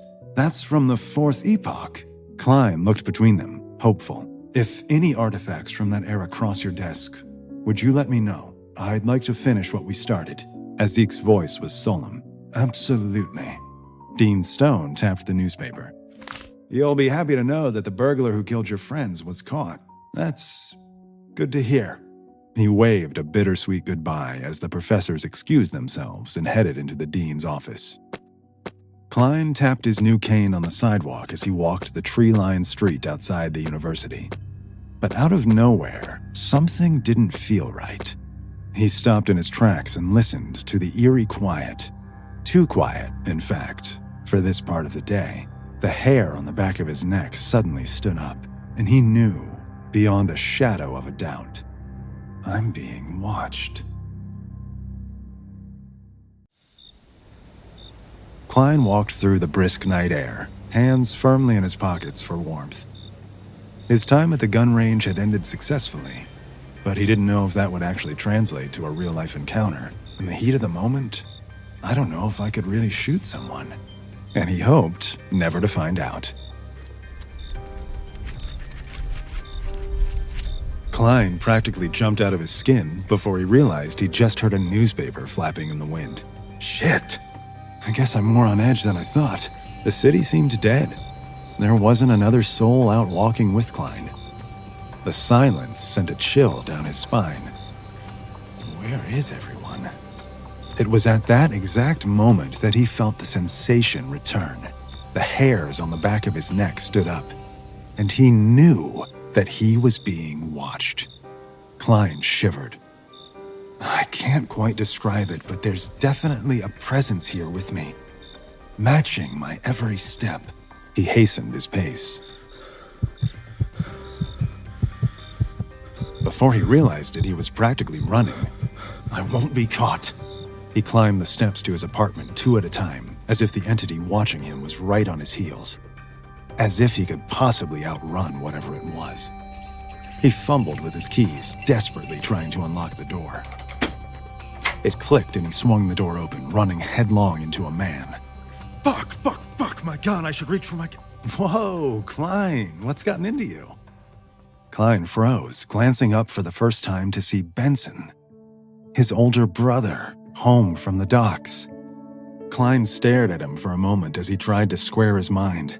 I'm safe. This isn't a person hunting me. It's my brother. He knew Benson from Klein's memories, but this was the first time he was actually meeting him as the new Klein. He closed the door behind him, catching his breath. Yeah, sorry, just cold out there. Benson's eyes narrowed, concerned. You sure? You look like you've seen a ghost. Klein shook it off. I'm fine. Honest. I didn't know you were coming home tonight. Benson shrugged. I had the afternoon off. Wanted to see my family. Taking his first good look at Benson, he couldn't help but notice that his brother looked a lot older than the 25-year-old he was. I guess that's the cost of being poor and having to work so hard to keep your siblings alive. It was a stark reminder of how much Benson had sacrificed for Klein and Melissa. Well, come here. Benson put his arm over Klein's shoulders and pulled him close, ruffling his hair. Don't act like you don't miss me. Klein smiled to himself, still not used to the warmth and affection of siblings. He pulled back playfully. Stop. I have to look presentable. Benson beamed. That's right, Melissa told me. My little brother finally got himself an honest-to-goodness grown-up job. Klein blushed. It's true. He ribbed Benson lightly. Someone has to take care of the family. Benson grinned. Oh yeah? Did you read about that in one of your books? Klein feigned surprise. Oh, you've heard of books. Benson lunged at him and Klein ducked, agitating his shoulder, still sore from the shooting range. I need to get stronger. Benson laughed off the teasing. He leaned against the counter, shifting into a more serious topic. Listen, I'll talk to the landlord about breaking our lease early so we can finally get out of this hellhole. In the meantime, you should get some good groceries and we'll make a celebratory dinner. He looked at the pots and pans and rubbed the back of his neck. Or Melissa can make a celebratory dinner while we pretend we're helping. Klein bit his lip. She's not gonna like any of that. Benson was surprised. I thought she likes to cook. Klein nodded. Oh, she does. But she doesn't like spending money. You haven't been home since the topic's come up. He saw Benson's confusion and headed for the door. You'll see. This was the first time Klein had been at the market with some actual cash in his pocket, and he really wanted to enjoy it. Unfortunately, he couldn't, because he felt that dark presence watching him once again. I thought it was creepy when I was alone, but it might actually be worse when I'm surrounded by people. It could be anyone. He instinctively reached for his revolver just to find some comfort, but his shoulder twinged again. Push-ups, starting tomorrow. Not eager to brandish his weapon in public, he instead reached for the fidget toy Melissa made for him. He absent-mindedly spun the clicking mechanism with his thumb, a perfect outlet for his anxiety as he perused the market. He felt even more inspired to make sure Melissa had a good meal tonight. She was helping him now, without even knowing it, thanks to her little invention. He approached an upscale butcher with a wide variety of options, the likes of which Klein would never have even considered last week. He puffed out his chest proudly. "Give me your choicest cuts."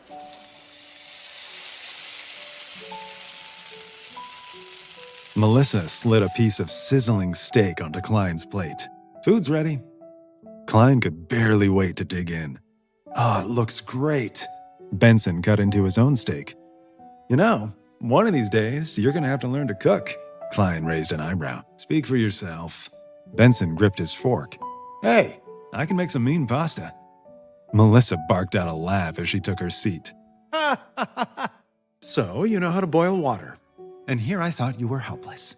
But when it came time for her to eat, Melissa stared at the steak on her plate. "Maybe you should let me do the shopping though, Klein. This steak was way too expensive. We can't eat like this every night." She took a tiny bite, savoring it. "Maybe I'll save half for lunch tomorrow." Klein and Benson exchanged a somber look. Benson cleared his throat.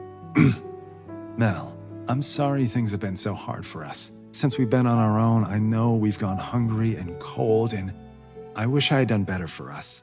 I really do." His earnestness struck a chord with Klein. Taking care of us was a huge burden, and he doesn't hold it against us at all. Melissa shook her head. "You don't have to apologize. Ever. You're the only reason we're still here, Benson." Benson elbowed Klein. "At least we can both lean on Klein now that he's a big-shot security guard." Klein chimed in with his mouth full. "Two incomes is better than one." Benson stared. Thank the goddess for that college degree. Klein knows his numbers. But Melissa was too lost in thought to join in on the teasing. "But we can't count on any of it forever. Nothing seems to last." Benson put his hand on hers. "Hey, don't let the fear of what we could lose take away from celebrating what we have." He held up his glass for a toast. "And what we have is a brother finally carrying his own weight." He smirked wryly. "To Klein." Melissa raised her glass. Klein turned beet red. Klein washed the dishes while Benson shoved a protesting Melissa out of the kitchen. "You need sleep. You cooked, we'll clean." She yawned, done arguing. "Just don't half-ass it, okay?" She retreated to her bedroom, and Benson sighed. "When have I ever half-assed anything?" Klein rolled his eyes. "She's a control freak." Benson stepped in to dry, gesturing to the sitting area. "I'll take the couch tonight." Klein balked. "Are you sure? You don't have to do that." Benson took a deep breath. "Of course I do. That's my job as the older brother. I always get the short stick." Klein pretended to be really interested in the dish he was scrubbing. "Where do you sleep when you stay by the docks? Got a secret girlfriend or something?" Klein hoped that was the case, because otherwise, if only. Benson took the dish, weighing his words. "We don't have enough bedrooms there." Klein understood what Benson was saying. He was probably sleeping on the floor, or worse. Klein shut off the water, serious. "You know, Melissa and we both really appreciate everything you've done for us. I don't say it enough." "That's it." Benson dropped his dish towel. "Who are you, and what did you do with my weird brother?" Klein froze. Shit. Does he know? Benson relaxed. "Ah, there he is. Stuck in his own head." He chuckled. Klein was hit with a deep sense of sadness. This was his new family. But they had no idea that their brother, the original Klein, was gone. He wanted nothing more than to just forget that he wasn't ever Klein. but every now and then, it came back, like a bullet to the head. Not much later that night, Klein fell into bed with a full belly and a warm heart. As he closed his eyes, he grinned like the fool he was. Things were looking up for their little family. I think we're going to be okay. Klein woke back in the carriage with Dunn. He looked around, baffled. How long had they been riding together? Wait, were the past 2 days all a dream? Dunn watched him closely. Well, Klein studied him, trying to figure out where they were. Well, what? Dunn said nothing, waiting. And suddenly, a wave of realization hit Klein. Oh, I'm dreaming right now, aren't I? Dunn nodded. You got on quick, which is good, because you need to wake up. Klein's brow furrowed. What? Why? Didn't I just fall asleep? Dunn leaned forward. Listen to me carefully, Klein. You need to wake up and grab your revolver from under your mattress. Klein felt foggy, like his brain couldn't quite catch up. I don't understand. Dunn grabbed his shoulders. I can't help you where I am. I need you to get him out into the hallway. Klein's breath caught in his throat. Who? Dunn eyed him gravely. The man in your room. Dunn shook Klein's shoulders until Klein's eyes shot open. His vision blurred into 1,000 crimson fireworks, and then refocused in his dark bedroom. He was awake now, and seemingly just in time.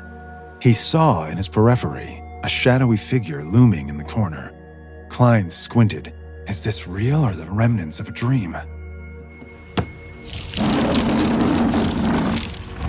The figure rummaged through his desk.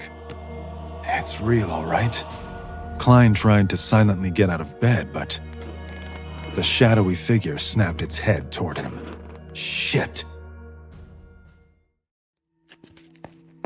Klein's first instinct was to pick up his pace, but he didn't want whoever, or whatever, was watching him to become suspicious. Could it be whatever supernatural force that killed Welch and Naya, and tried to kill me? Back for another round? He looked to his left, toward the university, then to his right, toward the street. Slow and calculated movements, doing his best to appear as if he were simply taking in the scenery. Act natural, Klein. There was no one, only buildings, trees, and a few university students. But Klein couldn't shake the presence of this invisible gaze. He realized he had stopped walking, standing completely still in the middle of the sidewalk, waiting for someone to reveal themselves. His senses were firing on all cylinders, but it was almost overwhelming. After what seemed like an eternity, Klein finally allowed himself to breathe. Maybe the luck ritual heightened my perception. I can't explain it, but something feels different.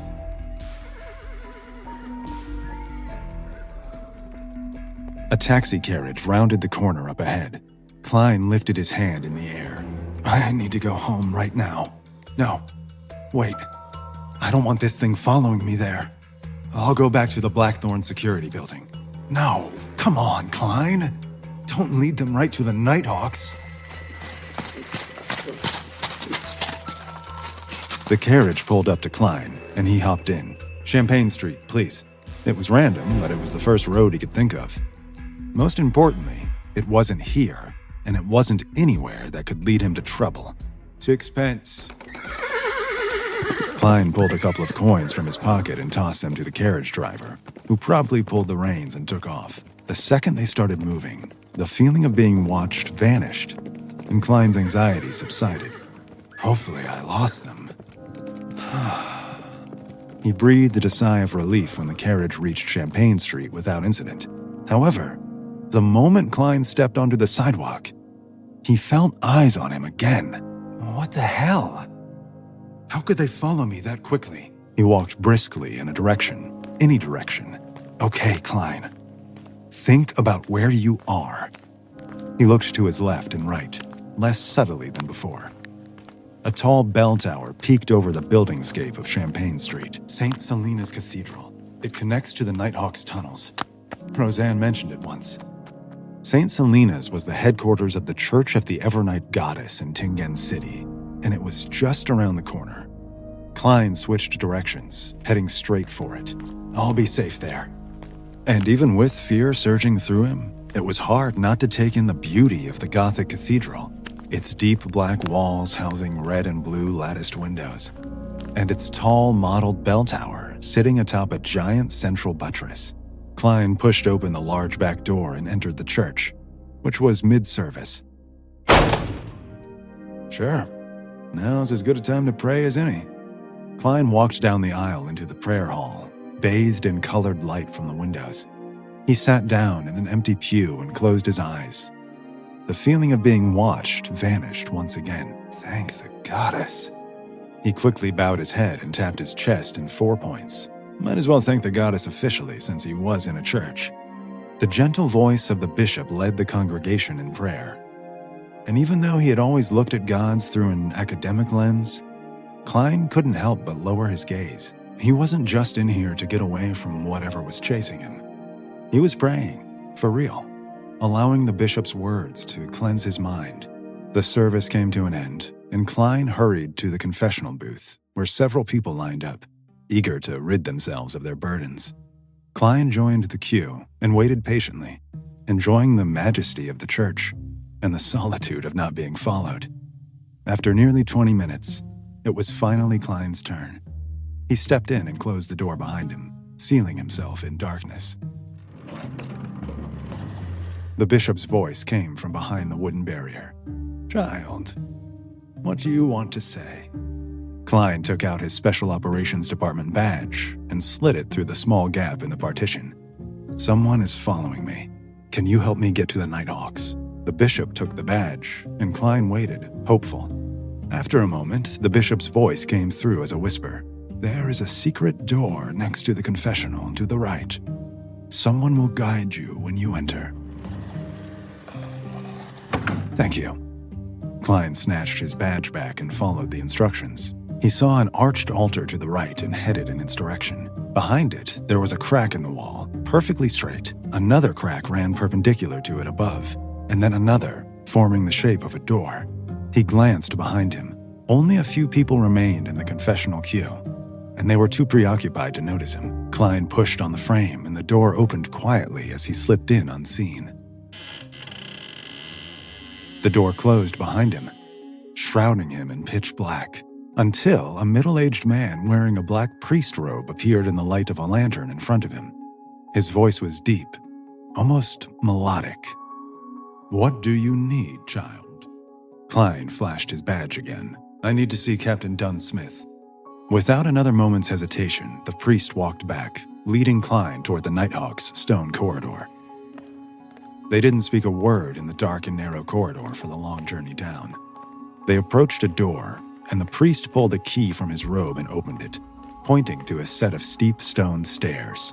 "To the left, at the crossroads, is the Chanis Gate." Klein nodded, grateful. "May the goddess bless you. And you, child." Klein carefully descended the massive stairway. To his left was the Chanis Gate. Since Dunn had certainly ended his shift by now, Klein took the tiring trek back up to the reception hall. Klein rushed right past a sleeping Roseanne and straight into Dunn's office. "Come in." But when Dunn saw Klein, confusion crossed his face. "Didn't Roseanne wake?" Klein cut him off, getting right to the chase. "Someone's following me, Dunn." Dunn sat up in his chair, serious. "How do you know?" Klein paced, too anxious to sit. I can't shake the feeling." Dunn pondered this for a moment. "Interesting." Klein stared. "Is he serious?" Dunn held up his hands apologetically. "We'll figure it out together, Klein. I promise." He took a breath. "Maybe Welch's family didn't believe the cause of death we reported and hired a private investigator."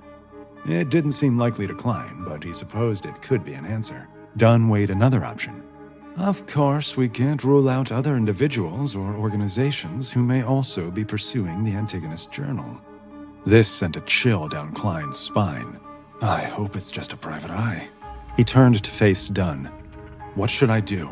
Dunn considered carefully. "Go about your day. Do as you normally would. The Nighthawks will keep watch over you and make sure nothing happens." He softened, sympathetic. "You have my word." It didn't ease Klein's mind, but he had no other choice. He sighed. "Thank you, Captain." But as Klein made his way out, a thought occurred to him. Whatever was making me feel uneasy, it didn't follow me into the church. Maybe it can't, or its evil spirit would be cleansed. Either way, he was sure he wasn't being followed by a private detective. With that in mind, Klein decided it would be best to exit back through the church. When he emerged through the secret door again, Klein took a moment to bask in the sanctuary of the church before he ventured out into the world, where he felt much more vulnerable. But when he stepped outside, squinting in the bright sunlight, for now, the uneasiness stayed away. Small victories, but the experience had rattled him. "I need to protect myself from whatever this thing is." Klein felt the revolver under his arm, cold and heavy. He hailed a taxi carriage back to the Blackthorn building and headed straight for the Nighthawk shooting range across the street. He flashed his badge to the attendant and chose a lane. The target was set at 10 meters, and Klein reached into his coat pocket, opting for the regular bullets over the demon-hunting ones. Shouldn't waste those. He loaded his revolver, closed one eye, and pointed the gun at the target, remembering with horror that the last time he shot a gun, it was pointed at his own head. Klein didn't even see a mark on the target. Shit. He pointed again. The bullet hit the outer edge, far from the center. Come on. He took several more shots, none of them landing where he wanted them to, his frustration building. Damn it! He lowered the gun, giving himself a moment. "You can do this. You are an extraordinary person." Klein closed his eyes and took a deep breath, feeling his anxiety melt away. "You are Klein fucking Moretti." He opened his eyes again, extended his arm toward the target, and pulled the trigger. Bullseye.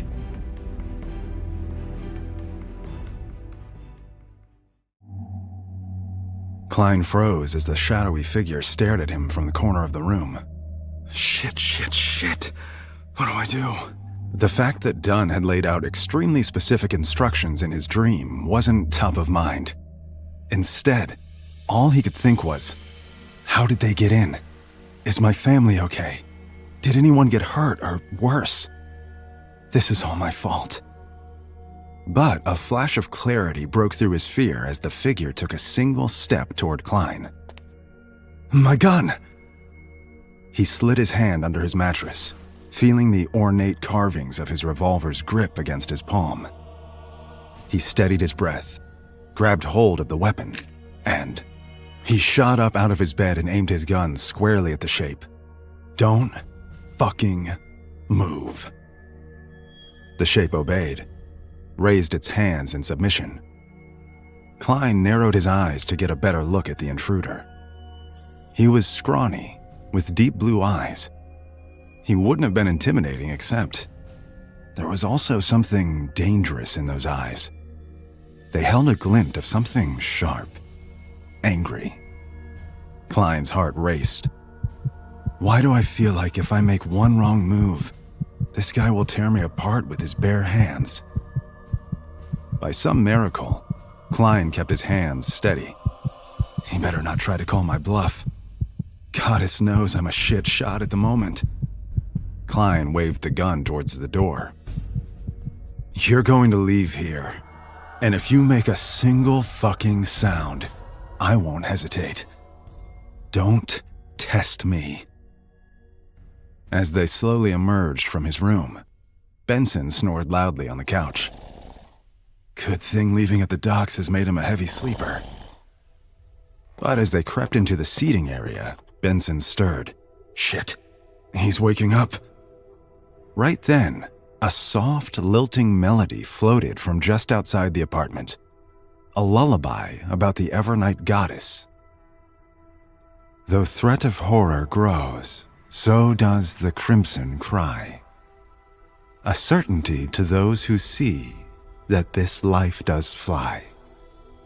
a certainty to those who see that the rest is lies.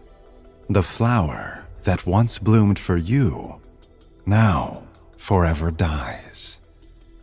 Klein's eyelids felt heavy, heavier than they've ever been. He fought to stay awake, to push through, as he watched Benson drift back into a deep, deep sleep. Who has the power to put people to sleep? It didn't matter. Klein just wanted to lie down. But in his weariness, he saw that the intruder was unaffected. He wasn't soothed or tired. He seemed tense, like he was ready to pounce. Klein kept the gun pointed at him, even though it suddenly weighed 100 pounds in his arms. He shook his head slowly at the intruder. "Don't you fucking try it." Klein opened the door to the hallway, but before he could react, the intruder bolted past him out of the apartment. Damn it! Klein's movements were sluggish. He was too fatigued to stop him from getting away. But he could try to follow him, catch him. Except, the door slammed closed on his face.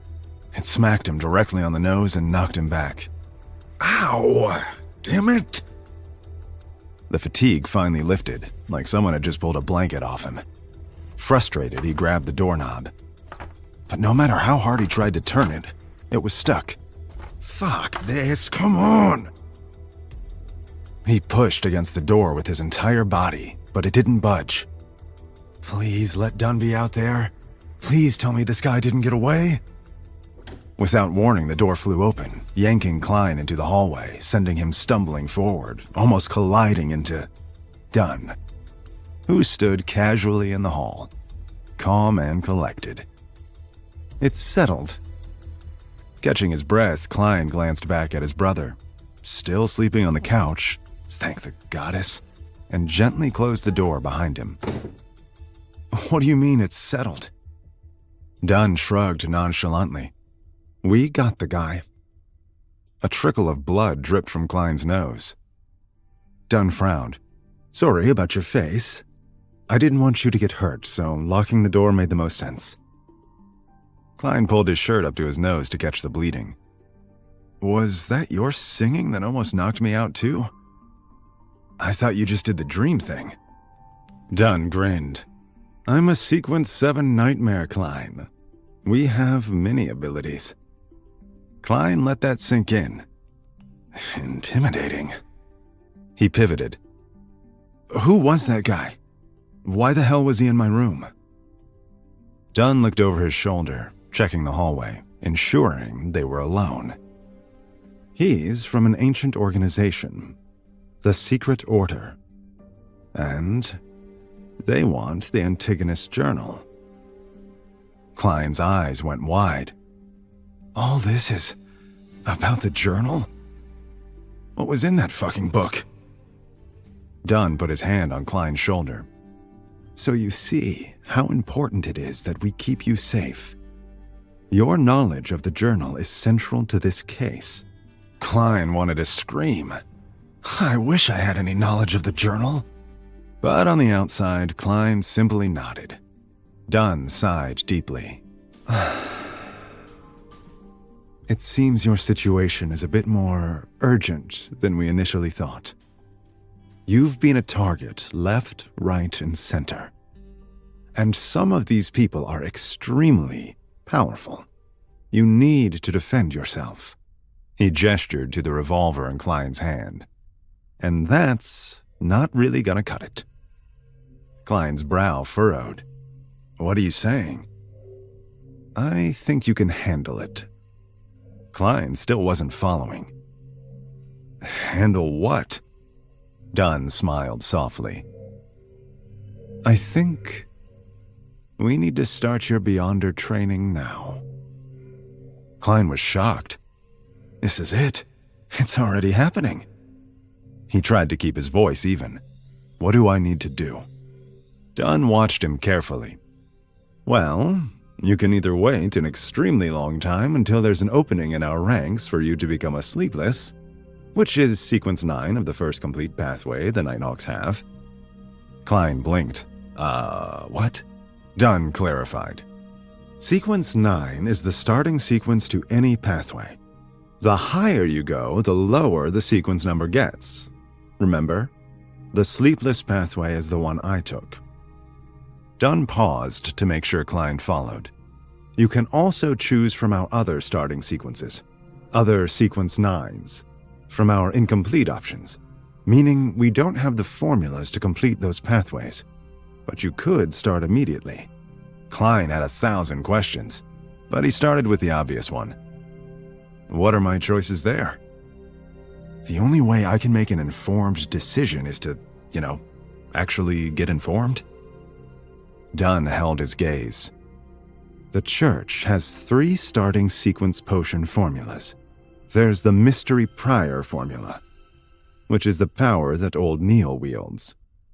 Klein smirked. So it's the power to be a curmudgeon? Dunn laughed. No, that's just his innate charm. The Mystery Priors have deep knowledge in all manners of the mystical. They're able to sense certain existences that hide among matter. We don't have anything beyond sequence 9, but you've met old Neil. He's powerful. Klein nodded. That sounds pretty helpful, actually. If I'm going to lead the Tarot Club, knowledge will be my most powerful ally. I can't pull my family out of poverty and change the world with brute force. But he still needed more information. And what are the other 2 sequence 9s? Dunn raised an eyebrow. We've got one called Corpse Collector. As welcoming as that sounds, it just means that dead spirits think you're one of them and won't attack you. You'd gain resistance to their cadaveric auras, as well as extreme cold. Comes in handy when the winter rolls around, I'm sure. For that one, we have the 8th and 7th sequences, but nothing past that. Klein thought about the medium he had met. Is that what Daly did? Dunn nodded. It's where she started out. She's a sequence 7 medium now. Standard psychic seance stuff, but extremely strong. That sounds fun, but not nearly as helpful as mystical knowledge would be. He had all but made up his mind. And what's the 3rd, so I know? Well, we've only got the sequence 9 potion for this one as well, and I'm not even sure if any other sequences exist anymore. It's called Seer. Klein's eyes went wide. Didn't I read about the Seer pathway in Emperor Russell's journal? I swear that was one of the ones he regretted not taking. He tried to stay calm. What powers do Seers have? Dunn chuckled to himself. There's a lot of different things you might learn. Astromancy, cartomancy, scrying, what have you. That said, drinking the potion doesn't mean you'll immediately know all of that.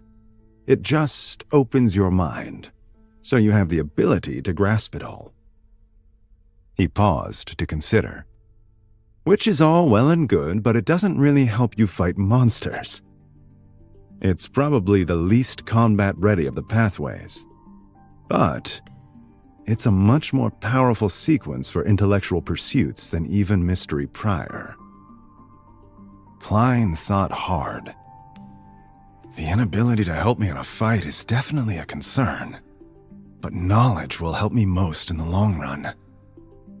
He'd already decided against the Corpse Collector potion, but he was torn between the Mystery Prior and the Seer sequences.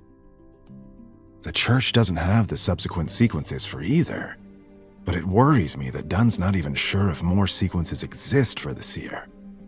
Even still, he was drawn to it. Most people don't complete their pathway anyway. Dunn's a sequence 7, and look what he just did. Klein's head spun. There was so much to consider. Dunn steadied him. You don't have to decide immediately. Give yourself a bit to collect your thoughts. Follow your heart. Klein nodded, grateful for Dunn's support. But what the hell am I going to choose? Klein stood in the hallway with Dunn, who just presented him with the biggest decision of his life. Which Beyonder sequence will I take? Dunn put his hand on Klein's shoulder. You've got the weekend to make your decision, and I recommend you think long and hard about it, which doesn't seem like it'll be a problem. Klein's face was the picture of indecision. There's a lot to think about. Dunn chuckled. You know what? Maybe, for you, try not to overthink it.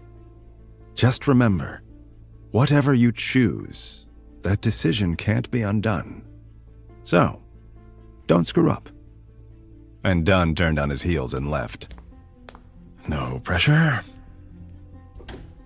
Klein re-entered his apartment, where Benson still slept soundly on the couch, thankfully. He wanted nothing more than to wake his older brother and ask him for advice. But that was impossible. No one was allowed to know about this piece of his life. He was destined to live a lie forever. And in the immediate, he had to figure this out on his own. I think seer makes the most sense. Knowledge, the ability to tell the future, scrying. Any one of them would give me a massive advantage in this world. It would help with the Tarot Club immensely, too. He moved into his bedroom and gently closed the door.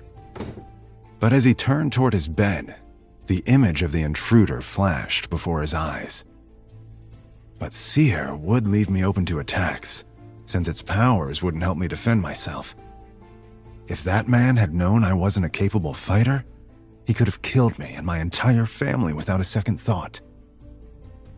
Klein laid back down and tried to shake off the trauma of the evening. I'm so tense, I doubt I'll sleep for weeks. And with that, Klein promptly passed out. He woke several hours later to the sound of yelling coming from the sitting area. He opened his door, still groggy, to find Benson and Melissa mid-argument. Melissa was fuming. I can't believe you didn't talk to me before you asked the landlord to break the lease. Benson tried to soothe her. Klein's got a job now, and it pays pretty well. We don't have to live in squalor anymore. And if he loses that job, then what? Melissa's eyes were wild with fear. We lose the new place. And it's not like there's an excess of affordable housing around here. So what? We live on the streets. Klein cleared his throat. Melissa, I'm not going to lose my job. Melissa immediately softened when she saw Klein. It's not about you. But that's just not something we can be sure of, you know? Klein wrapped his arm around her. It'll be okay. Melissa shook her head. If we have to move, we should look for more low-income housing. Benson sighed. That's what I'm trying to tell you. We won't qualify for it anymore, not with two incomes. He ran his hand through his hair. And we shouldn't be taking a spot away from someone else who really needs it. Melissa's face crumbled. I don't know how you both can just trust that this will last. Haven't you learned anything from, I don't know, the rest of our lives? She was on the edge of tears. Benson hugged her tightly. We're changing that pattern.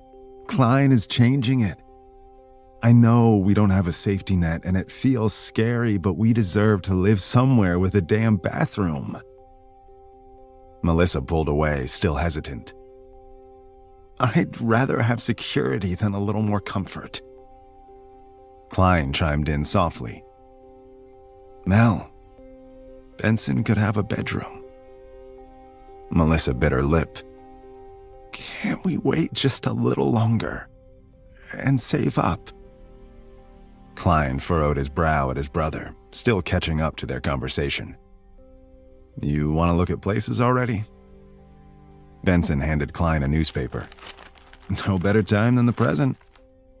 Klein studied the rental listings and saw that 3 houses from the Tingen City Housing Improvement Company had been circled.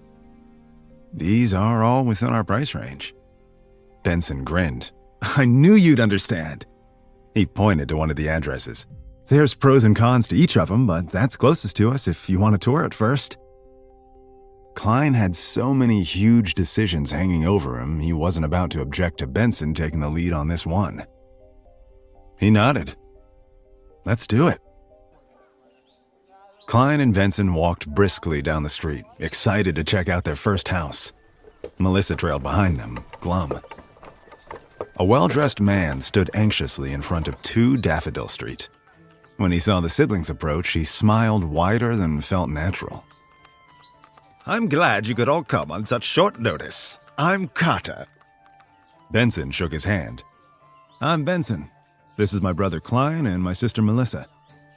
Somehow, Carter's smile widened even further. A family affair. So very nice to meet you. He turned to Klein and Melissa. Are you excited to see your new potential home? Klein nodded. Of course. Melissa studied the sidewalk, miserable. Carter eagerly clapped his hands together. Let's get a move on, shall we? Pun intended, I hope. Carter motioned for them to check it out. It's a bit of a fixer-upper, but it's got great bones. As they walked around the empty house, Klein scanned the place carefully. There's dust everywhere, not much natural light, and there's no yard or garden or anything. But it's got 3 bedrooms, 2.5 bathrooms, and a balcony? Before Klein could externalize any of his concerns, he saw the wide-eyed look on Melissa's face. She seemed to be in awe of the place, like she'd never seen a house so grand before. Her face was all he needed to see. He pulled Carter aside, voice low. Hi, excuse me, but how much would it cost to buy this home? Instead of renting? Carter stared at him incredulously, wondering if Klein was joking. When it was clear that he was serious, Carter gave him an honest answer. Your brother shared your financial situation with me over the phone. Going off of that, it would take you about 30 years to save up enough to buy it. And that's if you never paid for a meal again. Klein shrunk back. This is why I need the Tarot Club. Because following the rules, there's no way to truly recover from being poor. We would have needed an inheritance to accumulate the kind of wealth that buys homes. Benson approached Klein. Well, what do you think? Klein smiled. I think we can start by renting the place and take it from there. Benson beamed with excitement. He put his arm over Carter's shoulder. Let's talk business. He led Carter into the living room. A real living room, not a tiny sitting area. Klein saw Melissa running her hand across the crown molding. He intercepted her, eyes bright. Do you like it? Melissa's voice was wistful. It's a dream. I never imagined anything like it. Klein nodded solemnly. You know, they get even bigger. Melissa rolled her eyes. I'm not a child, you know. I just never thought we'd be in a position where we could even tour a place like this. Benson strode back into the room, 3 sets of keys in his hand. We can do even more than that, Mel. He tossed her one of the sets of keys. We can move in today. Melissa was at a complete loss for words. Her eyes welled with tears. What about our lease? Benson shrugged. I terminated our lease before we even took the tour. He smirked. I had a good feeling. Melissa should have been furious, but she was too excited about their new home. She pulled Klein and Benson into a massive hug. I can't believe this. She sobbed into Benson's shoulder. I get my own bathroom. Benson laughed. Now wait a second. We haven't divvied up who gets what yet. What about security versus comfort? She pulled back and stared daggers at him. I get my own bathroom. The siblings hastily packed all of their possessions, which, admittedly, weren't many. Everything Klein owned filled 2 suitcases. As he cleared his desk, he remembered waking up there with a bullet in his head. Hopefully, the next tenants have better luck with this place. He dragged his bags out of the room and stood in the empty sitting area. It's time for the fool to embrace his new beginning. Melissa shouted from the foyer. We have a doorbell? Can you believe it? Benson groaned. Yes, I do believe it because you keep ringing it. Klein settled into his new room and sat on his bed. Their new home had been a nice distraction from the bigger question on his mind. What Beyonder sequence was he going to take? What if I choose the wrong one and regret it like Emperor Russell did? What if the potions don't work, or worse? What if I lose control?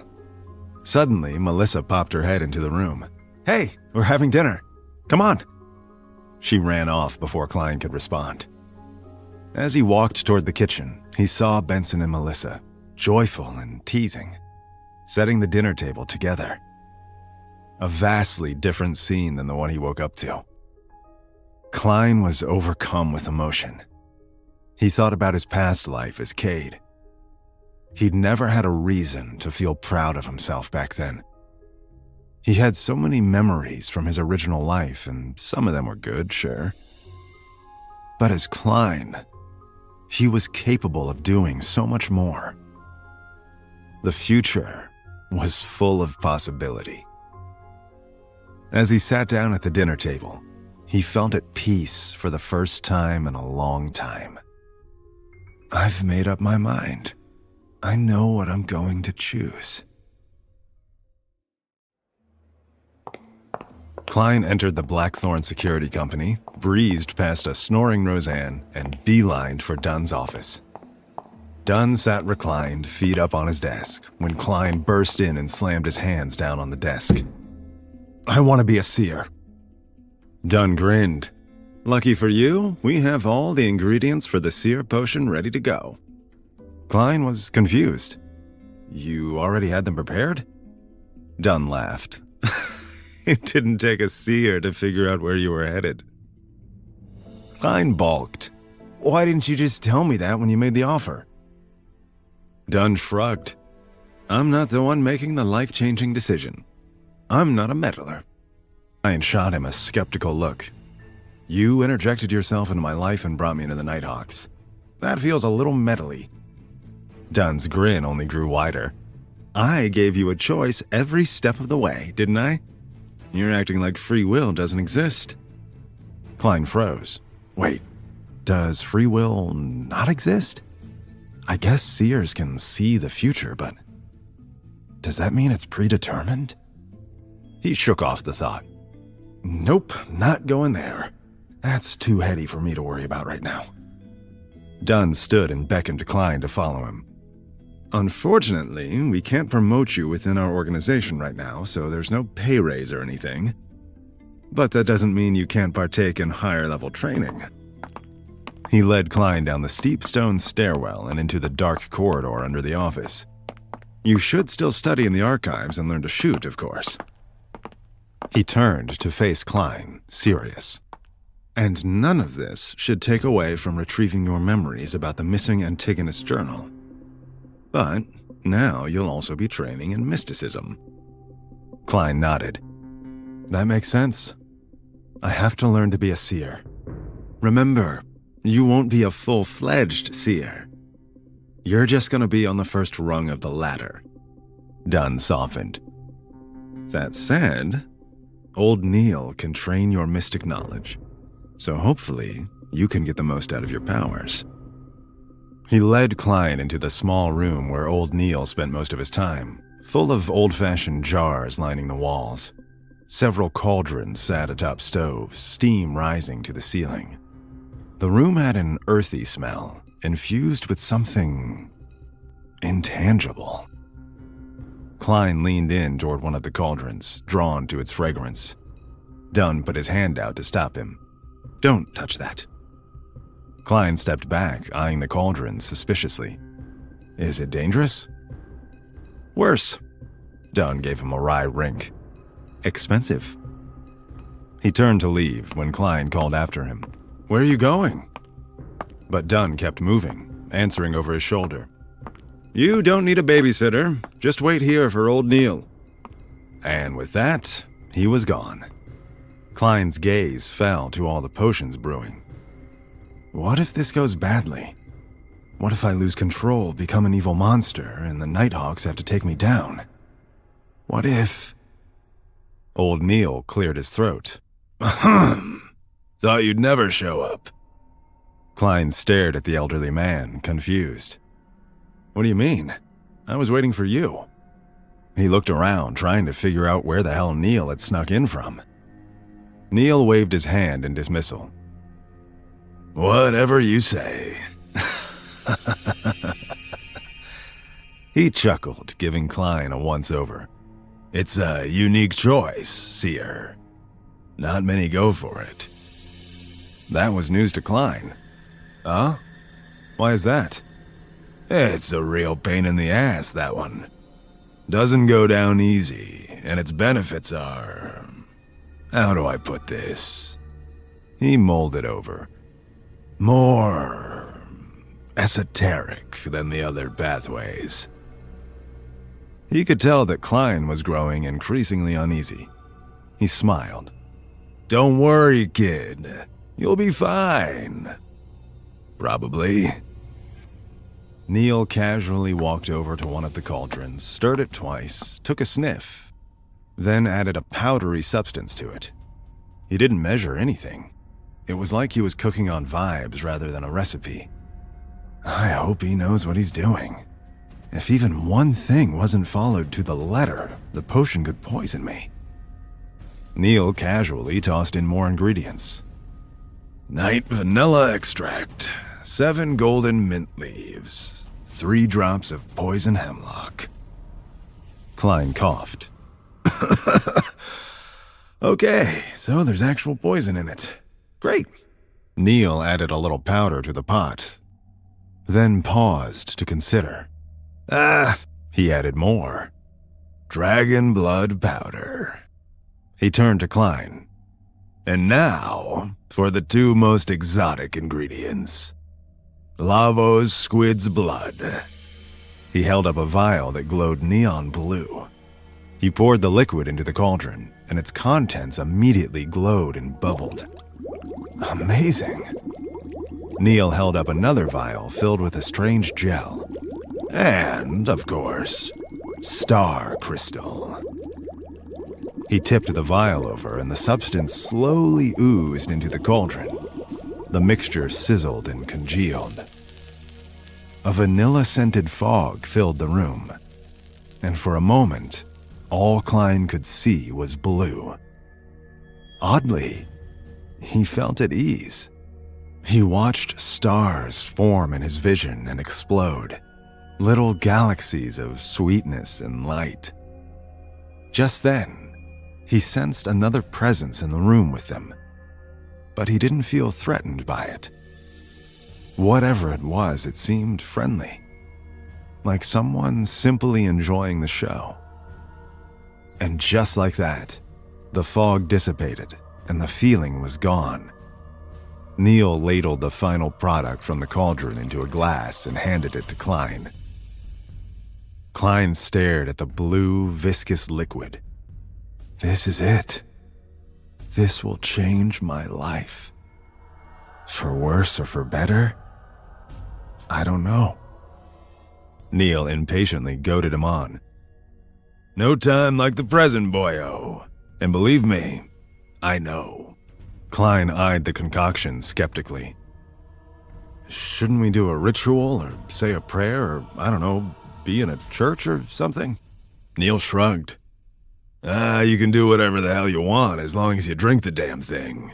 You want to do a little dance, sing a little ditty, whatever floats your boat.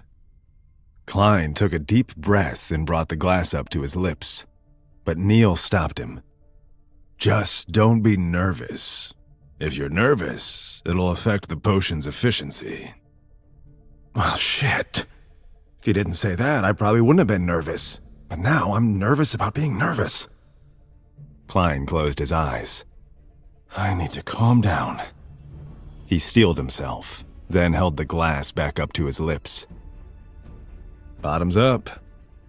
He downed the liquid like a shot. It tasted surprisingly pleasant, which almost distracted from the fact that it felt like it was growing sharp claws inside his throat. Almost. It was as though the potion was alive and scrambling to get back out of his mouth. It left a freezing sensation down his esophagus as he fought the urge to retch. Okay, that wasn't pleasant, but I expected worse. Old Neil watched him carefully. Are you ready? Klein looked at him, befuddled. For what? Old Neil chuckled. The rough part. Suddenly, Klein's body began to feel numb. It spread from his toes all the way up to his neck, like he'd been submerged in a block of ice. Too cold to even feel cold anymore. The entire world became wildly saturated. Every color got more and more intense, a richer palette than he had ever experienced. The room spun around him, and he grew dizzy. He gripped the table to stop himself from falling off the face of the planet. His vision blurred, his surroundings melting, like everything was made of wax and he was a lit match. The table he'd gripped came apart in his hands. More wax. But then, when he looked at his hands, they weren't hands anymore. They were alive. There were 1,000 maggots wriggling in the shape of his hands. But as soon as he realized what he was seeing, the maggots fell apart, and he was left with only the memory of hands. Huh? He looked down and realized that he no longer seemed to have a body at all. His torso wasn't where it usually was, nor were his legs. Where his feet had gone was anybody's guess. His entire self dissolved, until he was merely a thought within a thought within a thought. He tried to call out, but he made no sound. Wait, did I actually call out, or was that just another thought? Do I even have a mouth? What are mouths? Without ears, he heard a roaring sea nearby, which was somehow completely normal, even though they were underground in the middle of the city. Klein searched for anything to brace himself against, even though he didn't seem to have a self to brace. The ocean will swallow me whole if I don't do something. But there was nothing to do. A great wave of ice-cold water crashed into the room, flooding it instantly. He tried to swim to the surface, but the surface no longer existed. All he could do was sink deeper and deeper. And as he sank, the ocean got darker and darker, until he was enveloped in darkness. Without eyes, he looked down and saw himself seizing on the ocean floor. Is that me? Or am I that? Or this? Or... A thought struck him like a harpoon to the skull. Oh no. This must be what it's like to lose control. I've lost my mind.